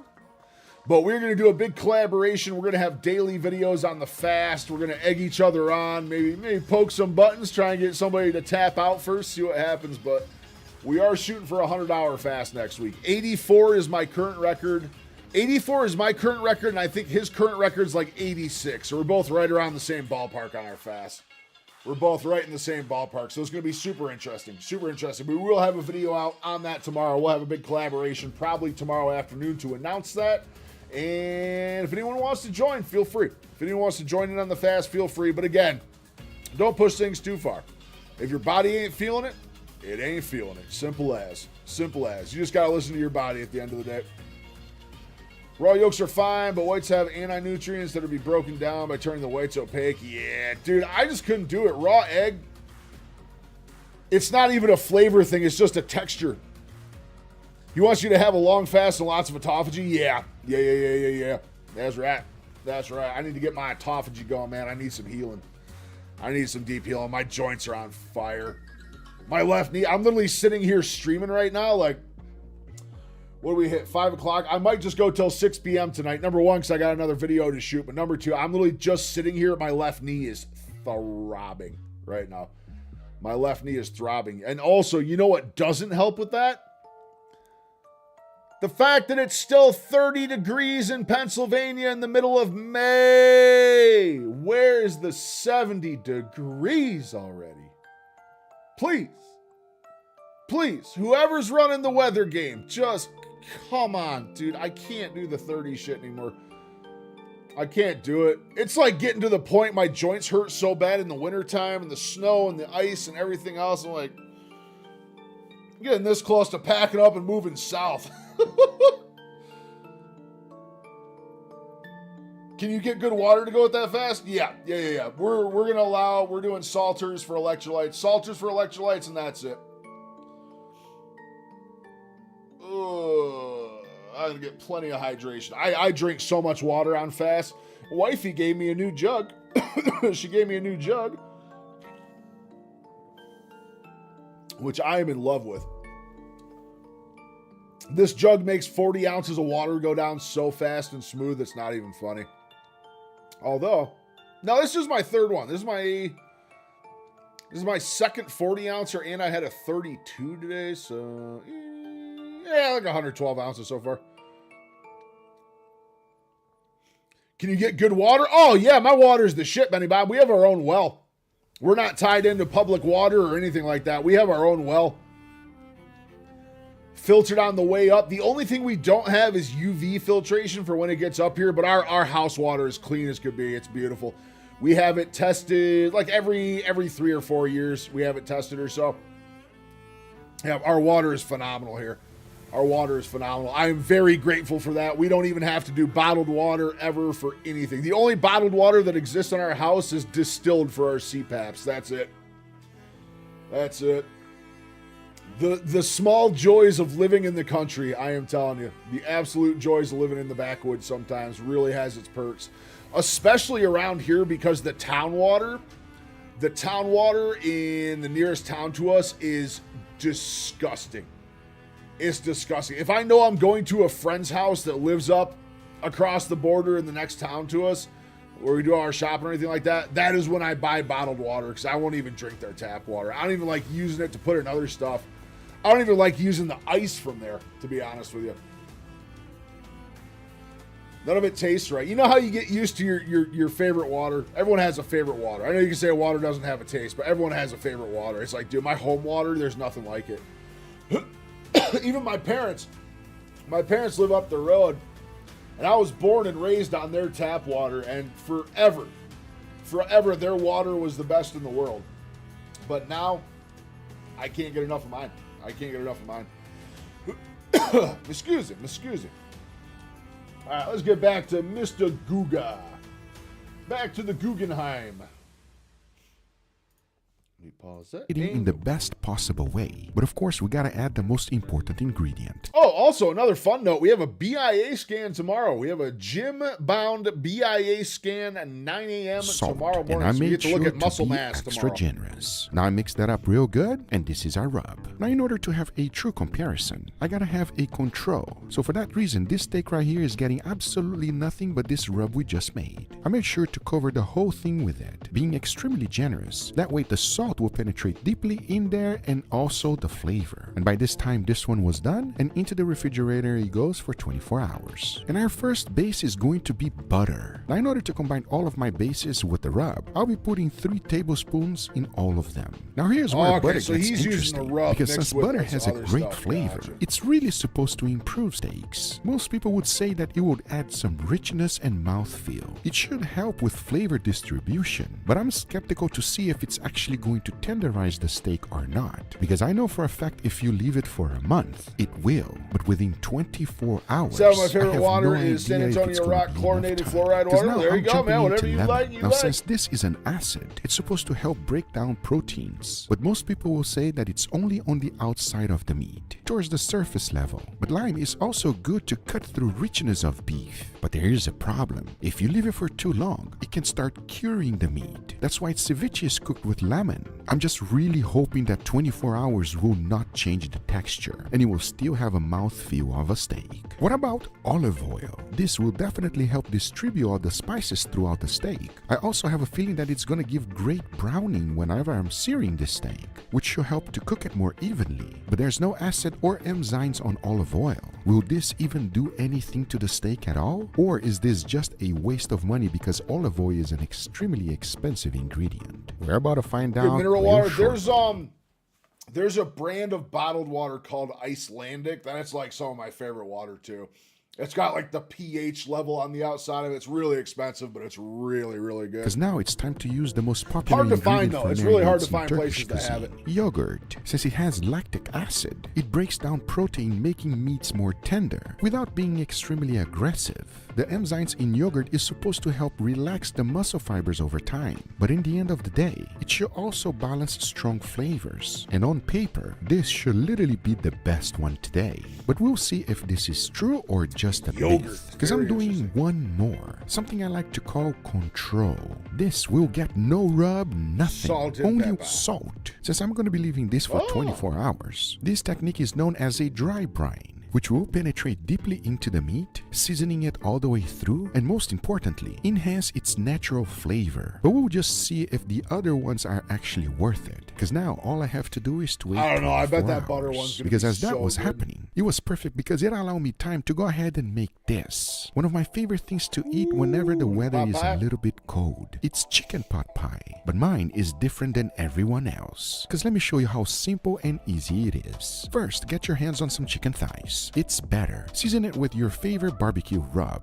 Go ahead and take it out to your smoker or grill. Cook it at 350 degrees Fahrenheit. As that is going, into a pan melt some butter. Then add garlic, mix that up real good, and finish it with some parsley. Since these chicken thighs are boneless, they will cook very quickly. But make sure you baste it every 5 minutes. Cause check it out. This is the end result. But this is just the start of our chicken pot pie. Cause now let's make the sauce. Into a pan, throw in some butter. Add some garlic. I actually and got a cook that craving up. for some Now go chicken. ahead I and got chop chicken this thighs up. upstairs. Maybe I'm gonna So break go my ahead and fast throw that Friday in with chicken. and cook that up. At this stage, I like to throw a little bit of salt into it. It will release I got a bunch of moisture chicken, and cook the salmon, veggies a little tuna, faster. and pork Now up add there. I need to all-purpose start flour using that and stuff stir up it. before To me, lying. this is a crucial step. You really want to cook this flour a little bit. That's also the scary part. This lion thing's almost threatening because I have no idea when it's going to start. It's all based off McCarthy. So, well, it's all based off McCarthy, but if he's not ready by June 1st, I'm just starting June 1st. That's the deadline. Make a well that's in the the middle, deadline for throw me in some because I cognac gotta be and done light by it 4th up. of July. Let the alcohol burn off a little. Now stir it and add chicken stock. Now go ahead and mix it up and bring it to a simmer. It will start thickening up on you. At this stage, I like to add some freshly ground black pepper and make one of these, a little bouquet of herbs. I'm using thyme and rosemary. Before adding the herbs, I add a tiny bit of heavy cream. Now mix that real good and throw in the chicken. Stir the whole thing and watch the color change. This is where it's at for me. After throwing in my bouquet of herbs, I always like to check for the consistency. Chicken or and if lamb? you need some more chicken stock, go ahead and add it. I think it's been like 2 weeks since I've had chicken. Lamb I had the other day. I had a big lamb breakfast the other day. Oh, it was Monday. It was Monday. I was eating it right on stream.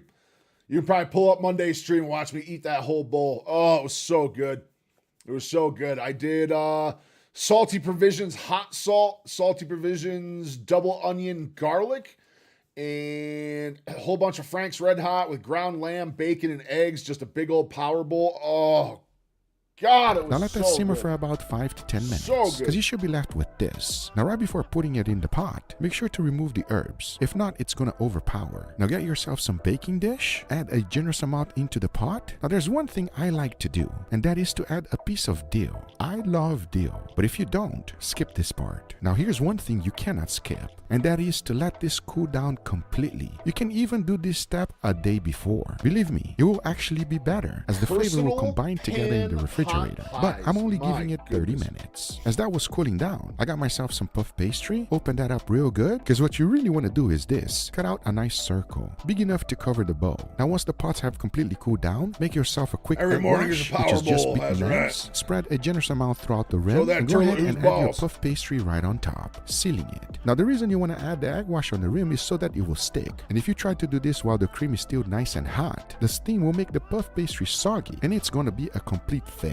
So go ahead and finish it up with egg wash, because now into the smoker it goes at 400 degrees Fahrenheit. And believe me, this will only take 15 minutes. It will heat up the soup, fully cook the pastry, and in the end, you will be left with this chicken pot pie done on I know your what bread would do smoker. to me, My but my friends, goodness, that looks please good. try this. It's not hard to make. You can do it in 2 steps, and you will be rewarded. Because now, by this time, all of my Like those steak mini have been Dutch ovens he has, marinating for too. 24 I hours. need me some The of first them. one I I need took me it some out of was the them. yogurt, and it got stuck to the plate. This was much harder than I expected it to be. Removing the yogurt was no problem at all, but the fact that it got stuck was surprising. Now here's the one with the lemon. This one, on the other hand, looked like it was completely cooked. It changed color, but it smelled great, and I was really excited to try this one, believe it or not. I just made sure to remove all of the excess. Check out the one with the olive oil. Now this one was hard to get, as it felt extremely tender, slippery, but it was the one that looked the best to me. The olive oil not only made it look good, I don't know. it I think the smelled butter one's gonna be wonderful. money. Check out the one I only used the rub. Now I'll be honest with you, this one smelled very strong. You gotta remember, all of those spices and herbs I put together are quite powerful, so I have no idea what to expect with this one. But I cleaned it up and I was ready for this one. The butter. It was hard, like a rock. Now I've talked a lot about smell in this video, and I don't want to sound like a broken record, but this one smells the best one out of all of the others. Come on now, it's butter. You know it's gonna smell great. But I'm really skeptical about this one. It didn't have enough time to do almost anything. Usually butter marinade has to be here for at that least a could be a month. problem, As the though. next one, I know for a fact is good. The Control slow, notice that all of the salt is completely gone, and that's because it penetrated deeply inside of the meat. That's what we want. Now, since this has no extra seasoning, I went ahead and finished with black pepper and garlic powder, because once I was done, check it out. Here we have all of the steaks ready. When I touch every single one of them, there are 3 that really stands out. And I'm only talking about tenderness. The butter one, the yogurt one is literally falling apart. It's so tender that it's hard to handle. And so is the one with the lemon. The olive oil, on the other hand, completely surprised me, as it felt tender too. The butter one smelled great, but there was no extra tenderness there at all. But I can sit down here and talk about these steaks like there's no tomorrow. In the end of the day, there's one important thing: the taste, juiciness, and tenderness. Because we're about to taste all of them and let you know which one actually worked and which one you should definitely Which avoid. one do y'all feel? Because now that we have all of the steaks ready, I'm gonna take them outside and cook them on the grill. As now I say, it is enough talking and it is time to cook them, so let's do it.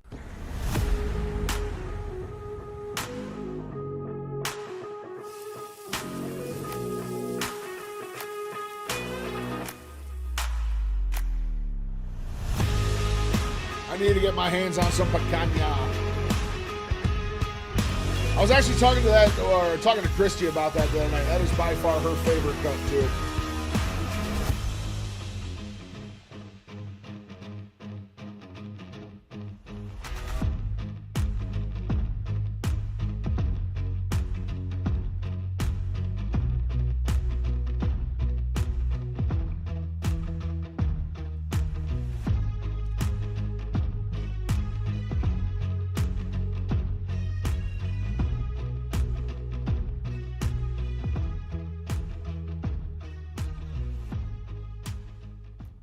All right, everybody, and here we got our beautiful feast. Gentlemen, what do you guys think, What I huh? wouldn't do to This is sit the at most that test steak I've table seen on and an do Indian. one of those. For me, this is a lot of steak, Guga. That's like, right. Way more than I think I've seen. I don't think you need this. Oh, you know, we don't need that? No, trust me, I want you to try that. Have you guys ever had chicken pot pie baked directly outside on the smoker? Not in the smoker before. No, no. I want to know your true honest opinion on this one. But as you guys can see, I have a very serious experiment going on. We have a lot of steaks on the table because they are all different from each other. I'm looking for 2 things. I'm looking for tenderness, and I'm also looking for flavor. You ready? I'm ready. Let's go. We're gonna start right here. Felito, please dig in, guy. All right, let's give it a try. Let me know about this one. Cheers. Cheers. So much It tastes food really porn. good. Here's a problem. This isn't up to your standard of steak. Make sure The you don't get quality that here is comment deleted. dropped. That see? 100%. I mean, for how much picanha we eat, this is the toughest I know, picanha I it think looks we've had. so I agree. Picanha? It is picanha. It is picanha. Bombastic side eye.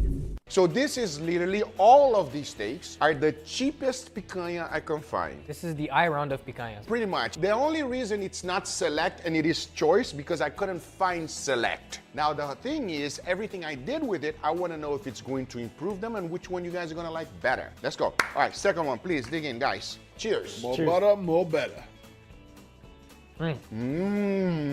So much juicier, so much more tender. Do the quality of the steaks get better? This is all No. the same thing?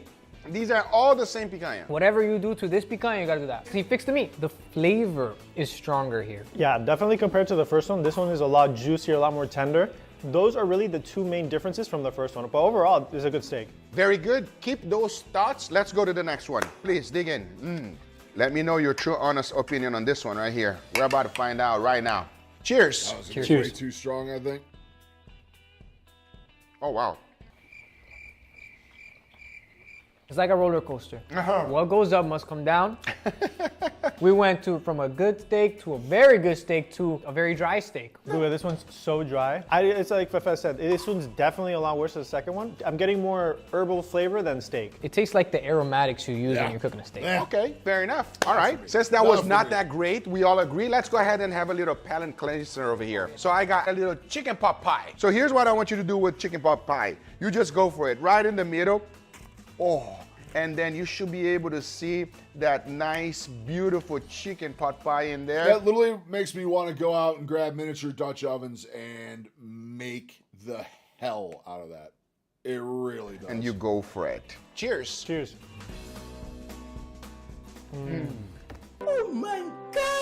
So flavorful, so creamy, Guga. Creamy, super creamy, yeah. And this crust on the top. If you get a bite with that crust, with all that cream and is that chicken? smoked chicken directly on the smoker. You can tell. This you outdid yourself today. It's smoky, it's flavorful, it's savory. You really can't go wrong. This on a cold day, Right? I mean, thank God the weather's a little bit colder today because this is perfect. Here in Florida, everybody. You guys like it? Good? Oh yeah. Uh-huh. Let's put the chicken pot pie on the side. We got more steaks. Let's go to the next one, guys. Dig in. Now, I'm really curious about this one right here. Cheers. Cheers. Oh. This is the most tender one. Almost feels like a prime one. Yeah. Remember, it's the same quality. Okay, probably the juiciest and tenderest one on this. You know what I got thinking about the other day? Is I literally have not had prime rib once since I've been on carnivore. Not one time. Board so far. I agree. It's also very flavorful, but Yeah. the one thing that we're missing, Hugo, is the crust. I agree. Yeah. I agree. You can literally see it from here. You know what I mean? I'll be honest with you. So far, I'm liking this one the most. Yes. This one's really good. All right, we got two more. Let's go to the next, please. Please, guys, let's go. Guga, this one you cooked longer? You overcooked this one?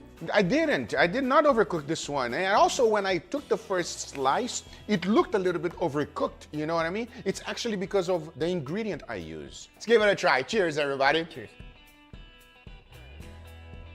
Mmm. Wow, it tastes like lemon. Yes, it's like acidic, right? Yeah. Well, that's actually what I use. No, it gives it an extra little flavor. I mean, a little lemony, a little acidic, but it also made it like juicier at the same time. Yeah. I don't know, not as much as the past ones, but it's really good. Now, what I did do I is didn't that I think the didn't lemon put was gonna be good only at all. lemon. That's crazy. I mixed lemon and water so that it wouldn't be too overpowering. It's a new experience. That is delicious. All right, let's keep going. All right, let's go to the next one, please. All right, let's give it a try. Let me know. Cheers. Cheers. Guys, they are completely different from each other, and you can immediately tell as soon as you take a bite. It is incredible how marinades change everything. I'm getting like a deli ham flavor here. I'm not gonna lie. Deli hammy flavor. Okay.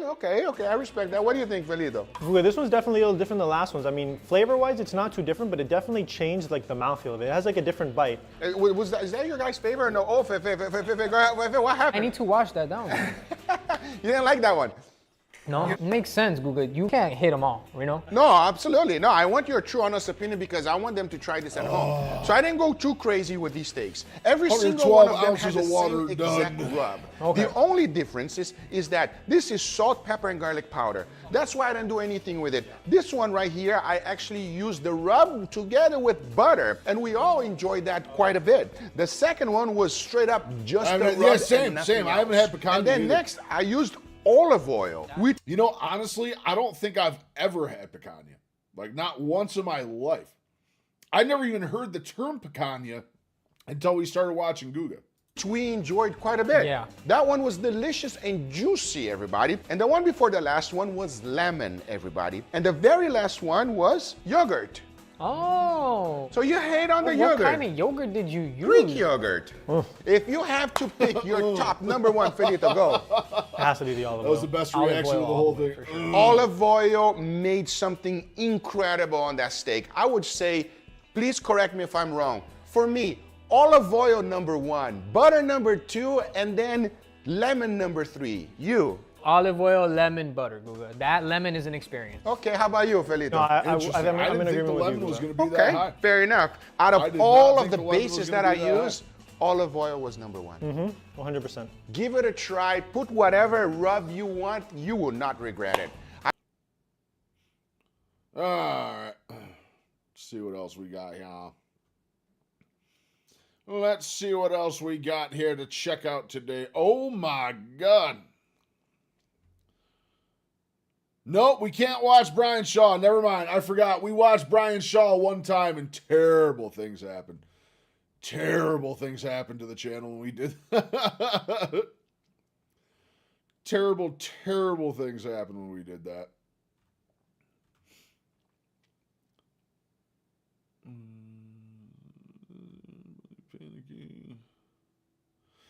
Caleb Hammer would probably be fun to watch on stream a little bit, but let's see what Echelon's got going on. So he's got a breakdown of YouTube. Oh, I think Rebecca had a new video today. Let's check this out. Metabolic flexibility is not about being able to eat carbs. It's about how your body responds when you actually do. The simple definition of metabolic flexibility is the ability for your body to use either fat for fuel or glucose for fuel without any type of crash or crazy type of transitional symptoms. This means that your body is metabolically flexible. It can jump between fat burning or glucose burning. This should not be a stressful process. If it is a stressful process, you are metabolically inflexible. This might look like fatigue, you might have cravings, hunger, you might dream about chocolate cake, you might have massive sugar cravings or even binge eating cycles. This is typically driven by metabolic inflexibility. Your body is not comfortable using I feel like she's calling me out right now. This sounds like a perfect description of me, to be honest. fat for fuel, and it is reliant on glucose. This is what people get wrong. People associate blood ketones with metabolic flexibility. This is wrong. Blood ketones can show up if you eat a Twinkie and then a stick of butter. It's literally reflecting the dietary fat that you just consumed.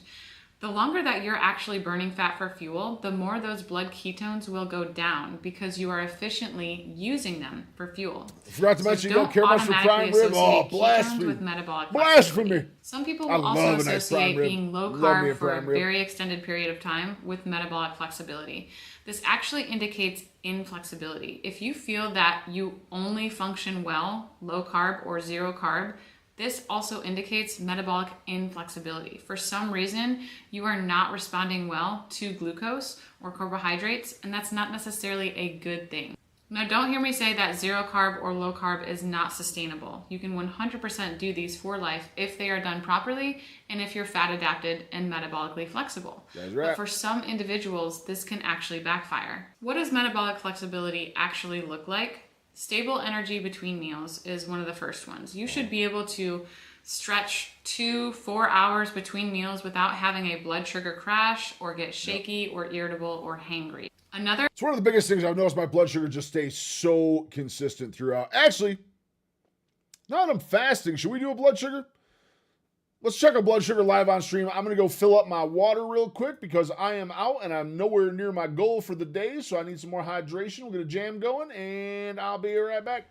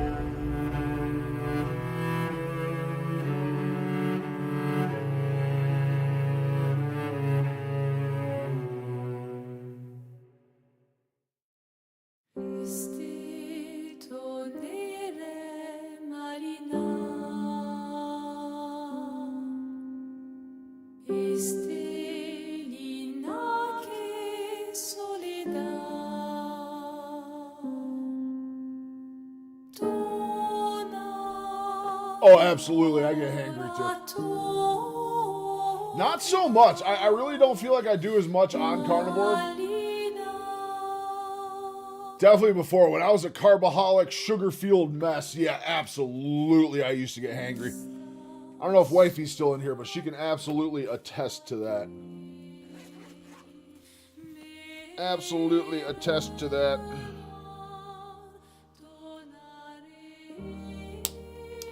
Alright, we're going to take a fasting blood sugar here real quick, just to see what we're looking at. I'm always curious to see.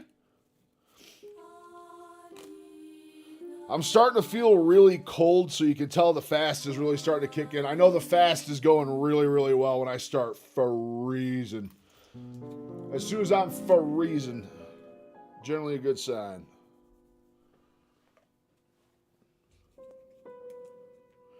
And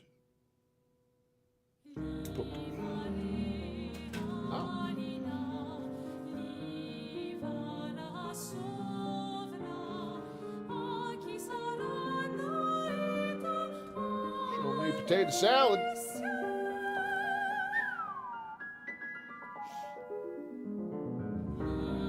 Not bad, not bad. No, I haven't. Well, a little bit here and there. Not regularly, though. I checked it the other day, and I was like 97.9 or something like that. I usually run a little under. What's standard? 98.6? Is 98.6 like standard human temperature? So I usually run a little under. I'm usually in like the high 97s is my standard running temp. Fair to check the temp gauge. But I do need to start doing that more. I definitely need to start checking that out more. But 90's awesome for blood sugar. I'm super content with that. Normally, that's usually day 2 of a fast. Usually on day 2 of a fast, I start dropping down to like the 80s. I'll usually be more around like an 85 to an 87 by day 2. But we'll kind of see what happens tomorrow with that. We will most definitely see tomorrow what is going on there. We shall, yes indeed. I'm a weirdo. Another sign of metabolic flexibility is not feeling wired when you're doing low carb or zero carb. This means that your body is running on fat and it's happy to do so. It's not taxing your adrenals. That is a sign of metabolic flexibility. Your body is not getting stressed out when it's no longer running on glucose. Another sign is that carbohydrates don't cause crashes. If you find that you always get a blood sugar spike and crash when you eat carbohydrates, this is a sign of metabolic inflexibility. I was here for a long time. Even excess protein would drive gluconeogenesis and give me that crash. Carbohydrates were not an option for me for a very long time because I was metabolically inflexible, insulin resistant as I was under muscled. As I healed and built capacity, I was able to Could also explain why I feel so goddamn cold all the time. Reduce carbohydrates while maintaining steady blood sugars and staying mostly in fat oxidation while consuming always carbs. During a fast. This is always during a fast. I can always tell when the fast is setting in and ketosis is super, super locked in because I am freezing. You can't see I got my hands in my pockets right now. I'm just sitting downstairs in an ice box. It's not even that cold down here right now. Feels like it, flexibility. This is actually where I want to get all of my clients if they desire to reintroduce carbohydrates. Again, eating zero carb for life is sustainable, but it's not the only option for metabolic flexibility, fat adaptation, or optimal health. The main reason someone is metabolically inflexible, a couple of things. Chronic dieting is number one. If you have been under eating, yo-yo dieting for most of your life, this sets you up to be in that sympathetic dominance and it will make your body feel unsafe. It's not going to be comfortable using fat for fuel when you have been starving it and restricting it long term. It needs to feel safe before it's comfortable jumping between these two fuel sources. Another reason can be nervous system dysregulation. So if you have any type of toxic relationship or a really stressful job or you're not sleeping well, for whatever reason your nervous system is disrupted and dysregulated, it will be very difficult to comfortably jump between fat burning and glucose burning. Another reason for metabolic inflexibility is low protein. If you're only eating 80 grams of protein per day, this is not enough for your thyroid to convert into active hormone. No, this is not enough to be optimal or to make your body feel safe. And I think I had, what did I have yesterday? I had really good protein numbers yesterday. Where was I? It was 161. Yeah, I was 248 grams of protein yesterday for 228 or no. 228. Son of a bitch, I keep losing the page. It's 248 protein to 228 fat. I had a really, really good ratio the other day. This low amount of protein can actually exacerbate insulin resistance, which makes it very difficult to jump between fat and glucose burning without it being a stress on your body. The key here is that metabolic flexibility is not something that you can... You should feel really proud of yourself. It took me a year to notice, and you were doing more fast than me and notice the temperature difference. Yeah. Yep. I've always, I mean, even when I was on carbs and stuff, I always ran low. I was always like the high 97s. It's just kind of where my body sits. But, dude, the temperature difference of fasting and keto and just being in ketosis and carnivore, like, dude, I'm so not used to it, too.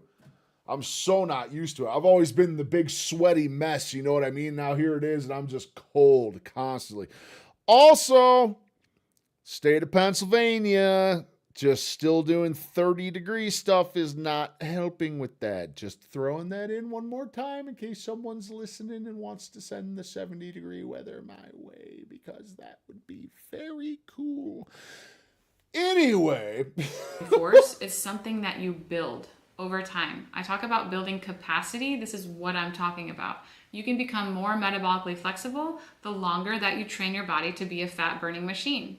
If your body cannot switch between the two fuel sources, it is not a discipline issue, it's a capacity issue. If you feel like you're stuck with metabolic inflexibility and you're learning how to build capacity and you would like some hand-holding, I invite you to join my group coaching where we talk about this every single week. I'm going to help you to troubleshoot your fat to protein ratio, protein needs, mineral needs, and all the ways to support your body at a systemic level so that you can become metabolically flexible and build capacity. Great video. I really need to get into one of her chats.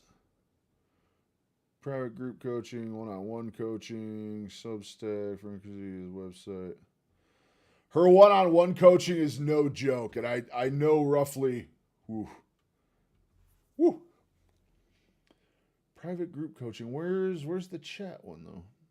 Private group Substack recipes. Oh, it's private group coaching. So it's a group coaching session. Gotcha. So it costs the monies. It costs the monies.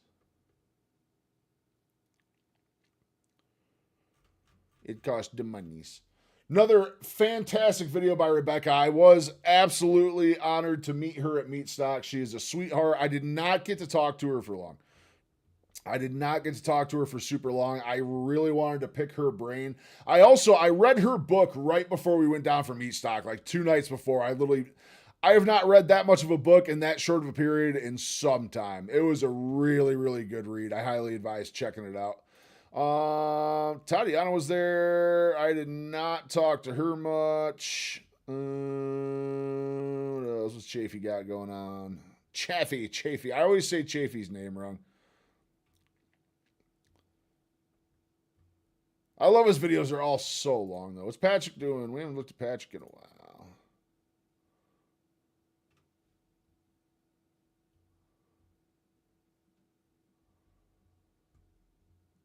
Oh, Carnivore Coach Joe. I met him. I met Coach Joe. This guy down here, Carnivore Coach Joe. Yeah, he's a super nice dude. Super, super nice dude. Let's see what the gang at Carnivore Quest is up to.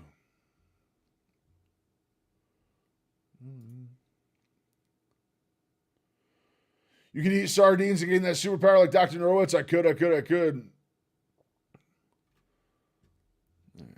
Not a lot there. There's not a lot out there to fucking react to at this point. What about Dave? Dave's got something going on, right?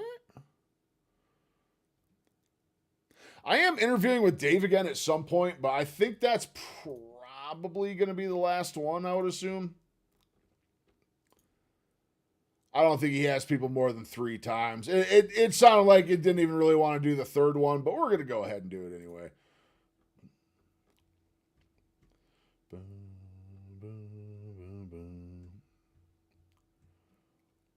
That's wild seeing Ethan have a channel that's only got 4,000 subscribers. This man has 500,000 everywhere. Very well deserved, too. Very well deserved. He is back on track. He's doing good. He's losing again. I absolutely love to see it. If you guys have never checked Ethan out, definitely check him out.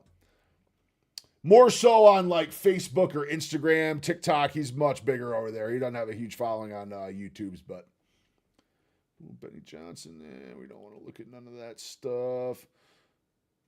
Well, I don't want to run out of stuff to do yet. Jelly Roll we can't watch. We tried watching that one Jelly Roll breakdown on his stuff, and we really couldn't do that.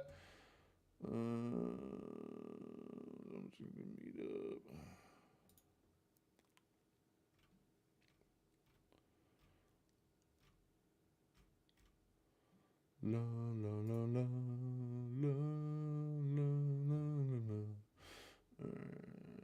I think Buttergirl didn't got nothing, does she? Oh, she did a sardine fast. Let's I check out her ate nothing but fast. sardines for 3 days straight. Why would anybody do this to themselves? And what did it do to my body? In just 3 days, I dropped a shocking amount of weight, experienced positive benefits, but also some shockingly negative ones. I'll be breaking down everything that happened, my ketones, blood glucose, and weight. Let's get into it. Pile of So sardines. to prepare for a true documentation of my sardine fast experience, I got a scale. We're going to step out the scale before I even start.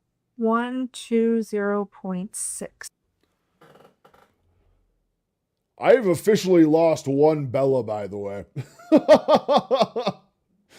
I have lost more weight than she weighs existing. That's crazy. That's crazy. I will have lost almost 3 of her by the time I'm done. I will have lost almost 3 of her. Actually, what's my overall going to be? Curious what my overall is going to be by the time we're done here. We got 562, 312. Not quite 3 of her, but 2. I went to 2 Sprouts and I got Sprouts' very own brand. Wild caught sardines in water, no salt added for me personally, just because I love being a no salt carnivore and most days I prefer being no salt carnivore. I'm not trying to lose weight, so I really want to do this for the mental clarity, the mood boost. Let's see what it does to my energy. And I'm actually sitting at the table with my bestie. What are your goals? I've done a lot of fasts in my past, but they've always been either no food, water only. So I'm very interested to see how I feel with sardines only. I am having olive oil, hot sauce, and lemon. It seems really interesting, and I do like sardines, so why not give it a shot? Because I'm having sardines in water, you gave me the green light too, right? To have some butter with it? Yes. 1 can of sardines basically equals out to having like maybe 300 to 350 calories of oil. Yeah. So 1 can of sardines plus about 3 tablespoons of butter would kind of be the equivalent of sardines in oil. Shout out to Dr. Boz. Dr. Boz is absolutely the catalyst to inspire me to give this a proper test. I wanted to meet Dr. Boz, but the line was so long. The line to see her was so long. I've never done a sardine fast before. I have raw butter here from Miller's Biofarm. This is the one I'm trying right now. They're sea tails. For those who do need Miller's condiments and sauces and Biofarm flavor is for your sardine delicious. fast, you can have organic mustard and hot sauce. Oh, nice big chunk. Look at that. Stunning. I'll make sure to link them down below. I don't like those big sardines. She's got the really big sardines, or those could be the small ones, and she's just so tiny that they look huge. I can't do the big sardines. Something about the texture, the big ones versus the smaller ones. The small ones just fall right apart. Those big ones, I don't know. So if you want to try raw dairy, so good. It's important to get the sardine with bone in, because the calcium that you get from bone-in sardines will really complete your fast. Really good quality. These are great. I'm aiming for 72 hours, and I just never really tried sardines until I entered the carnivore space, and you guys just wouldn't stop talking about it. Same. Took me 7 years to do a sardine fast, though. Second 10. I don't think I've seen those. In order to equate to my normal day of calories, which is, let's just say 2,500, Just raw I'm gonna have dogging all to that eat like tin water 15 right of on these a that day. raw butter. Ooh. Oh my God. And you're only on can 2. Yeah. Do you sense some kind of sooner satiation than you Benny, when you were doing your sardine fast, how many tins a day were you eating? I'm curious. would normally? So far, I'm feeling hangry. Yeah. One doctor that I've seen a few interviews from, who's also a neuroscientist, said that it's like a protein-sparing modified fast on steroids. It was enough bullion, but we have extenuating circumstances on this one. I have just been diagnosed with acute tendonitis of both rotator cuffs in my shoulders. I have extremely bad inflammation going on again, so we are doing another 30-day stint. We're going to do another very, very strict 30 days just to reset again, see if we can get the inflammation down, because my shoulders are on fire. They're absolutely killing me. So the best my joints felt and the best my inflammation was in the depth of lion diet, so we're going back in. I don't know when yet. I don't know when. Mr. Legend McCarthy is going to be doing it with me as well. He is waiting for a deer to get processed. So as soon as he is ready, I am ready, and we will pull the trigger. But I'm already stocked up, locked up, good to go. However, until he's ready, I am going to keep eating my pork and chicken and salmon and all the good stuff because I can. But I'm looking forward to it. I think it's going to be a fun 30 days again. For 2 Children of the Sea sardines and 2 King Oscars, gotcha. You know, I really like the Beach Cliff. The Beach Cliff ones in water, they're like really, really small. They taste good. They're in water. They got good flavor, good salt. They're really good. Those are my Third go-to ones. can. Were there any specific instructions on timing of these sardini meals? Eat as much as you want any time of day. What if I'm hungry at midnight? Oh, yeah. Can I eat more? Eat as much as you want any time of day. So if you're hungry at midnight, Okay. eat them sardines. A few people said that their sleep was the best they'd literally had in their life on a sardine fast, which is Oh, it's just very raw interesting. dogging it in the sardine water. Good quality No. sardines. Oh, so good. These sprouts. Done. Had three tablespoons of raw butter, 300 calories ish. The and then Oscars are so 4 of expensive, I these, couldn't do 4 a 170 day. I calories hear per you. I can hear you. times 4, 680. I just had 980 calories. Not that it matters. We don't count calories in the carnivore space, but just in case you guys were curious, I'll just go about my day. I'll whip out the camera and document the next time I'm hungry. If I have any observations, I will whip it out and tell you guys. Yesterday, I purposely went to a Brazilian steakhouse with my husband, and I just went to town. I ate so much, and I ate even more, okay? I made sure I ate high salt foods as well, just to see what it would do to my puffy face today or over the next few days. My body really likes to hold on to salt and water weight. Even a little bit extra salt, the first place that it will show is my cheeks. Even this morning when I woke up, first thing in the morning, I could feel my ankles were just feeling taut. Yeah, I understand. How when you that are a little feeling bit more completely. swollen I understand that feeling completely. or water weight. I get that too. I always know I'm super inflamed. It's always my feet and my ankles. I can just feel it when I wake up. It's like first thing I do, as soon as I come to, I kind of just give that big stretch all the way down through your legs and your ankles. It's like as soon as I straighten out my ankles and like that big stretch, I can just feel it when I'm super inflamed. The ankle skin felt tight. Now, on the topic of salt, no salt, I really wanted to expand and emphasize that I'm a 7-year carnivore. I am able to do a no salt carnivore diet with ease because I am fully adapted. Now, let's say you're a new viewer, you're new to a carnivore diet as well. I highly, highly recommend that you stay on top of salting your food. Why? Because a lot of the adaptation symptoms like headaches, dizziness, lower energy, even muscle cramping is specifically due to electrolyte imbalance. And so the easiest way to fix electrolyte imbalance when new to a carnivore diet is to just salt all of your meals very generously. If that doesn't do the trick, and it should fix it quickly. I've actually been slowly bringing my salt intake down. I feel it. I just feel it. My body feels like I actually haven't even really been cooking with salt. I've been taking like the salty provisions like flaky salt and just using that as a finisher on my meat once I get done. But I actually really haven't been cooking with salt at all.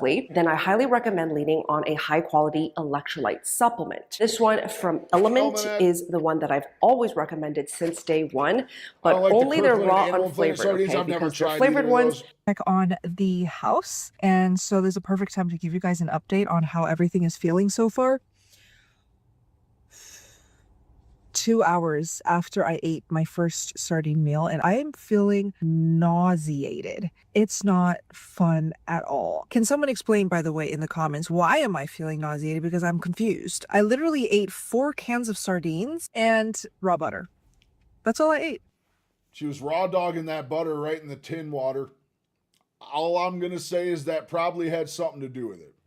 I'm not 100% sure on that, but I have a feeling. With water. So I'm getting nauseated just hearing you. So many of my Steak and Butter Gang members keep asking about whether or not I have tried it. They keep rave reviewing about it. And so far, so nauseous. I'll check in whenever I feel hungry, but the appetite is gone. It is about 10 p.m. and before I go to sleep, I wanted to just give a quick update. I literally could not eat.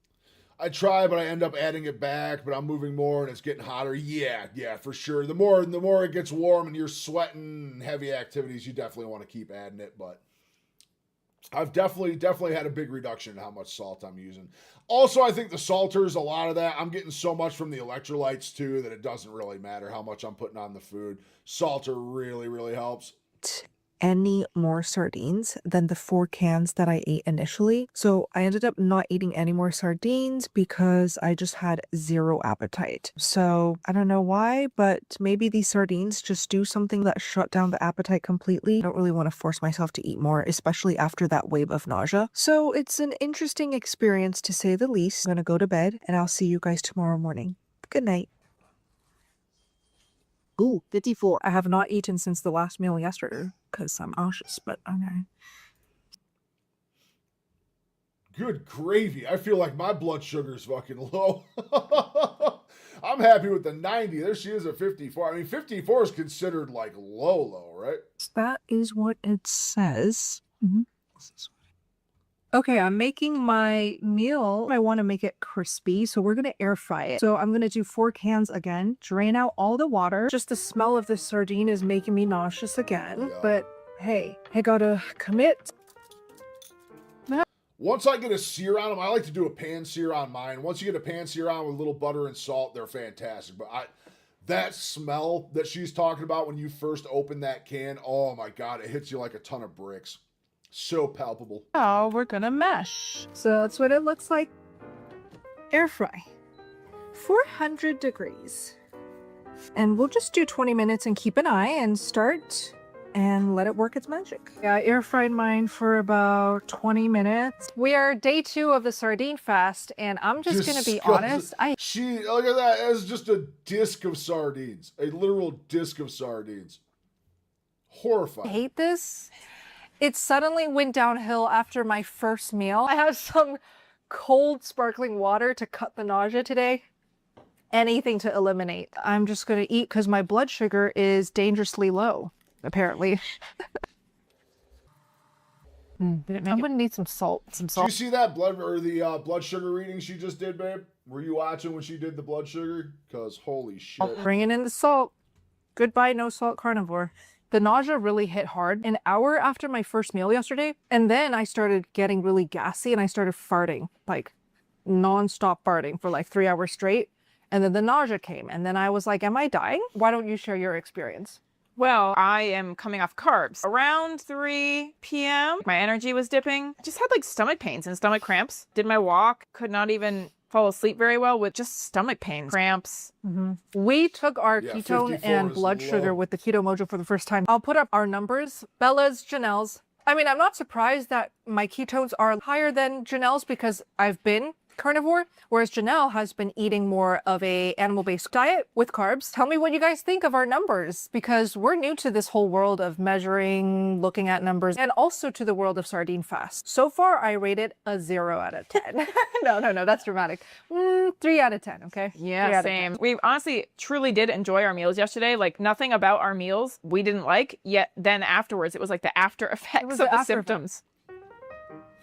The smoked salt really helps. Really good salt, by the way. It comes in a glass bottle, which I appreciate, instead of plastic. Salty Provisions, they have so many different flavors of salt. They even have a butter salt tested even lower in heavy metals than... I have the butter salt on the way right now. We're going to do some cooking here soon with that butter salt. I got to try it down at Meat Stock. Me and Wifey did. It was so good. It was so good. Amy is a genius. Amy is the one that does all the recipes for Salty Provisions, and oh my God, that woman can make some stuff. And Redmond's real salt. And she's a sweetheart. She's so nice. There you go. Very safe salt. I had an extreme craving earlier today for my usual glass of raw kefir. It was pretty tough not being able to just go to my fridge and drink a ton of raw kefir. I better feel like I just ate a limitless pill tomorrow. I'm not even gonna lie, guys, this is not fun. No, It's just not fun. Terrible.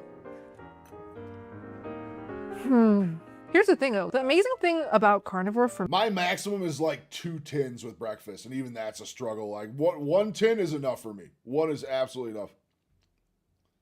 Hey, stop pumping in on our turf. me, as someone who's in it for 7 years now, is the fact that every single meal I eat a variety of textures of different animal foods. And so like a sardine fast to me is a couple steps backwards because I've already healed my gut to be able to tolerate shrimp, seafood, raw dairy, lots of high fat things, beef, chicken, turkey, eggs of all sorts. So truly what I want out of this sardine fast that I'm gonna just like make sure that I reach, I am committed, guys. I'm not gonna quit. I need to feel a level of mental clarity that I have never felt before. I don't really care about the numbers going up for the ketones. If I don't feel it, I'm not gonna stop until I feel it. I'm almost done. I did weigh myself, dropped almost 5 pounds since that, but we also have to take into account the water. Tell me, guys, how long have you sardine fasted for? What's the longest? If I have any updates, I will keep you guys posted. Don't feel nausea just yet. It's 6:35, and I wanted to give you guys an update. I'm not going to do that. I have zero appetite, and not only do I have zero appetite, just thinking about sardines makes me sick to my stomach. And I'll tell you how bad it is. I went to the park with the dogs, sunshine, grounding, stepped, came back home, and the first thing that I smell, sardines. Air-fried sardines. It was such a pungent, The air fishy, fryer's strong gotta make it smell stink that up I the whole immediately house, turn dude. on the fan, turn on the vent, the air purifier, Because every think about vent anything I cook, whatever I put in there, beef, bison, whatever I'm cooking in the air fryer, salmon, it's like, dude, my whole upstairs of my house smells like whatever's in the air fryer when it's going. Oh, just getting that sardine stank just lofted through your house. could turn on just to get the Couldn't smell be out, me. and it is finally out. But I truly feel like after the sardine fast, I am going to build a sardine aversion. Yay! Yeah. Aspen is chewing on his little treaties. His dog treat sounds more appetizing than sardines. Yeah. One more day. One more day. Okay, formal update. We are entering day 3 now. We're in day 3. We're in the trenches of day 3. At this point, her and I think people are lying about their wonderful fasting with this sardine fasting because, You know, last night was brutal for me and apparently also for Janelle. yeah, we chatted over text. I was like, I literally can't eat again. I literally cannot. The stomach ache was too much, and she also could not eat again. The Benny, nausea, I the gotta give sickening you credit aversion. for how long you did a sardine We're not fast. even You being were one dramatic. dedicated No. mofo, my This is friend. real. A water fast is 3 times easier. And I'm freezing, by the way. Yeah. It's like 80 degrees outside in Vegas and I'm freezing. We cannot even say the word. We can't Literally. even say it. It brings up an intense nausea aversion. Even thinking about the word, not even saying it, the nausea literally gets worse. It's actually pretty wild. Let's list out the symptoms so it's like easy to understand the suffering going on here. So I had insomnia last night. I couldn't fall asleep until 2 a.m. I had headaches on top of day 2. I don't know if I updated you guys on that. So just to make sure I didn't forget. Headaches, insomnia, gas. I don't know why. Depression. I want scrambled eggs and raw kefir. So what are your symptoms? Oh, headaches, nausea, cannot even think about sardines, haven't even wanted to eat. Literally like shooting pains in my stomach even. What are they gonna do? Like Just end up shooting fastening pain. it out for the end, or what? It's definitely harder. Lack of motivation, lack of joy. I've never had this kind of thing happen. Really quite eye-opening. Just the experience alone. That's why we're truly wondering, like, if you did this for longer than 48 hours, tell me in the comments, how did you do it? And were you having just straight sardines, or were you having sardines in oil, and or were you having sardines with butter to mimic the effects of having sardines in oil? Yeah. Because that's Were what you- we've both been doing. Yeah, were you having spices? Were you having any other food? We have 2 Butter and options salt. of energy. Janelle picked this up from Sprouts. It's apparently maybe a new Might butter. be a new butter. And I also have my raw butter. And if I need more salt, I have my smoked low metal salt. So let's dig in. The salt really helps cut the nausea for some reason for me. So I want to ask you guys, if I were to not eat a single sardine today, but I only ate butter and salt, is that technically still sardine fasting, or is that cheating, or does that not count? Just share your opinions down below, please, because I just want to learn more about this whole approach. Because Bella can't have olive oil and Dr. Boz recommends the sardines in olive oil, the way around that to keep it carnivore is to have the sardines with butter. So I don't personally think us having butter today and no sardines is cheating, because we were already having the butter and the fat, yet the only way we could literally continue this fasting process is by literally only having butter, because the aversion is so intense. There's no way we could even eat fish today. At least for me, for sure. I cannot. Yeah. Will not. Yeah. If later today I get hungry, I might, but I'll keep you guys posted. 8:01 p.m.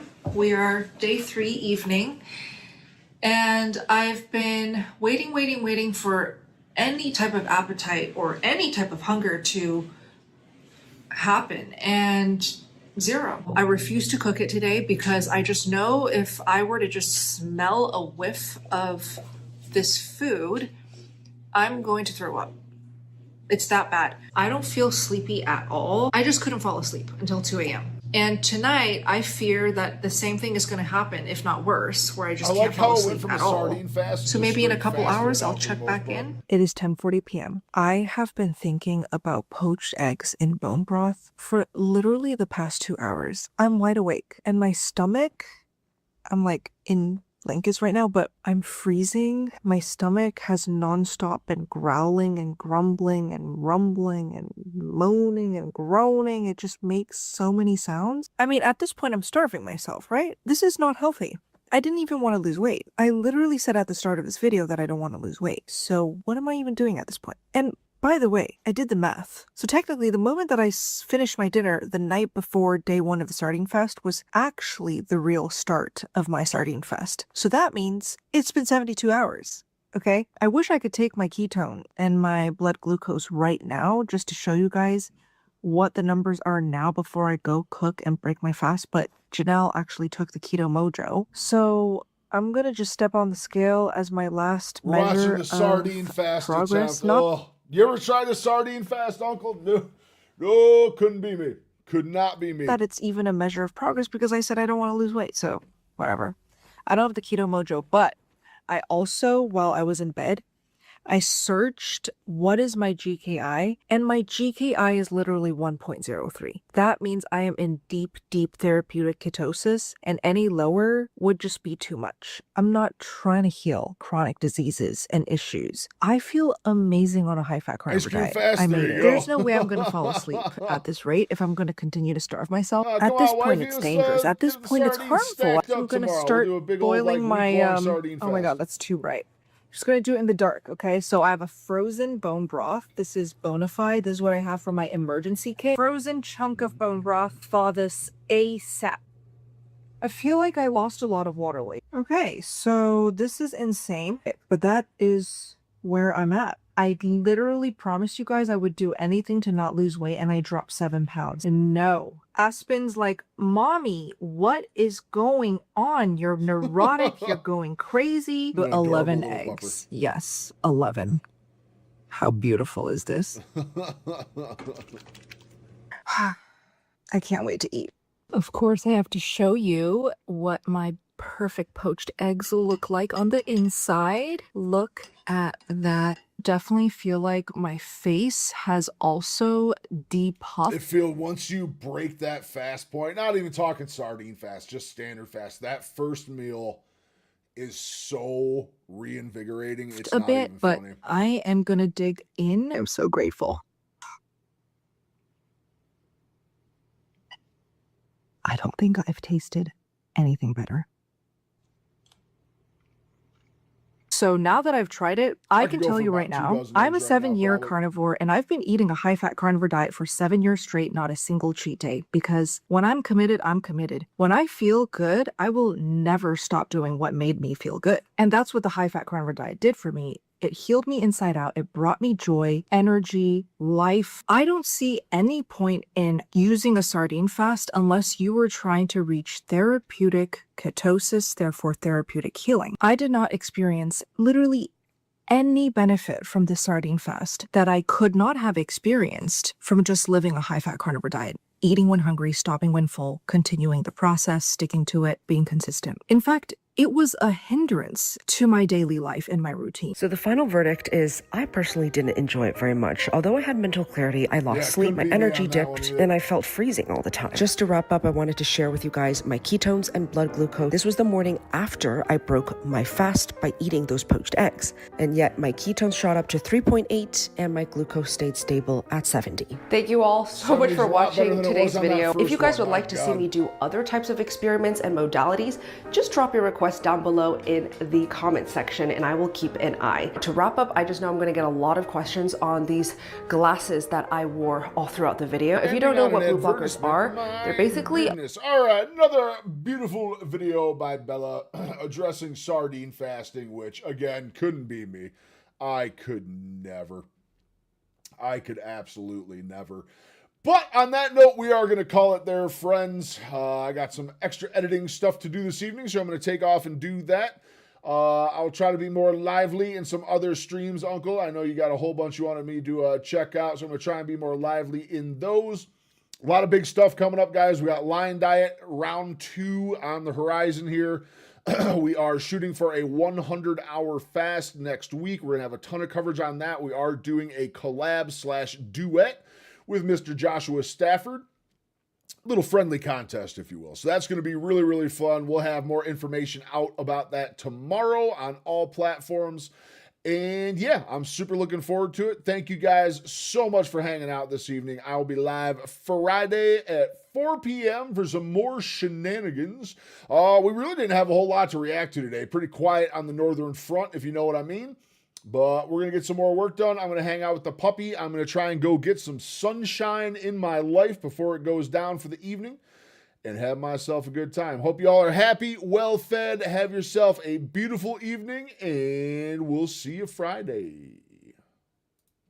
Bye-bye.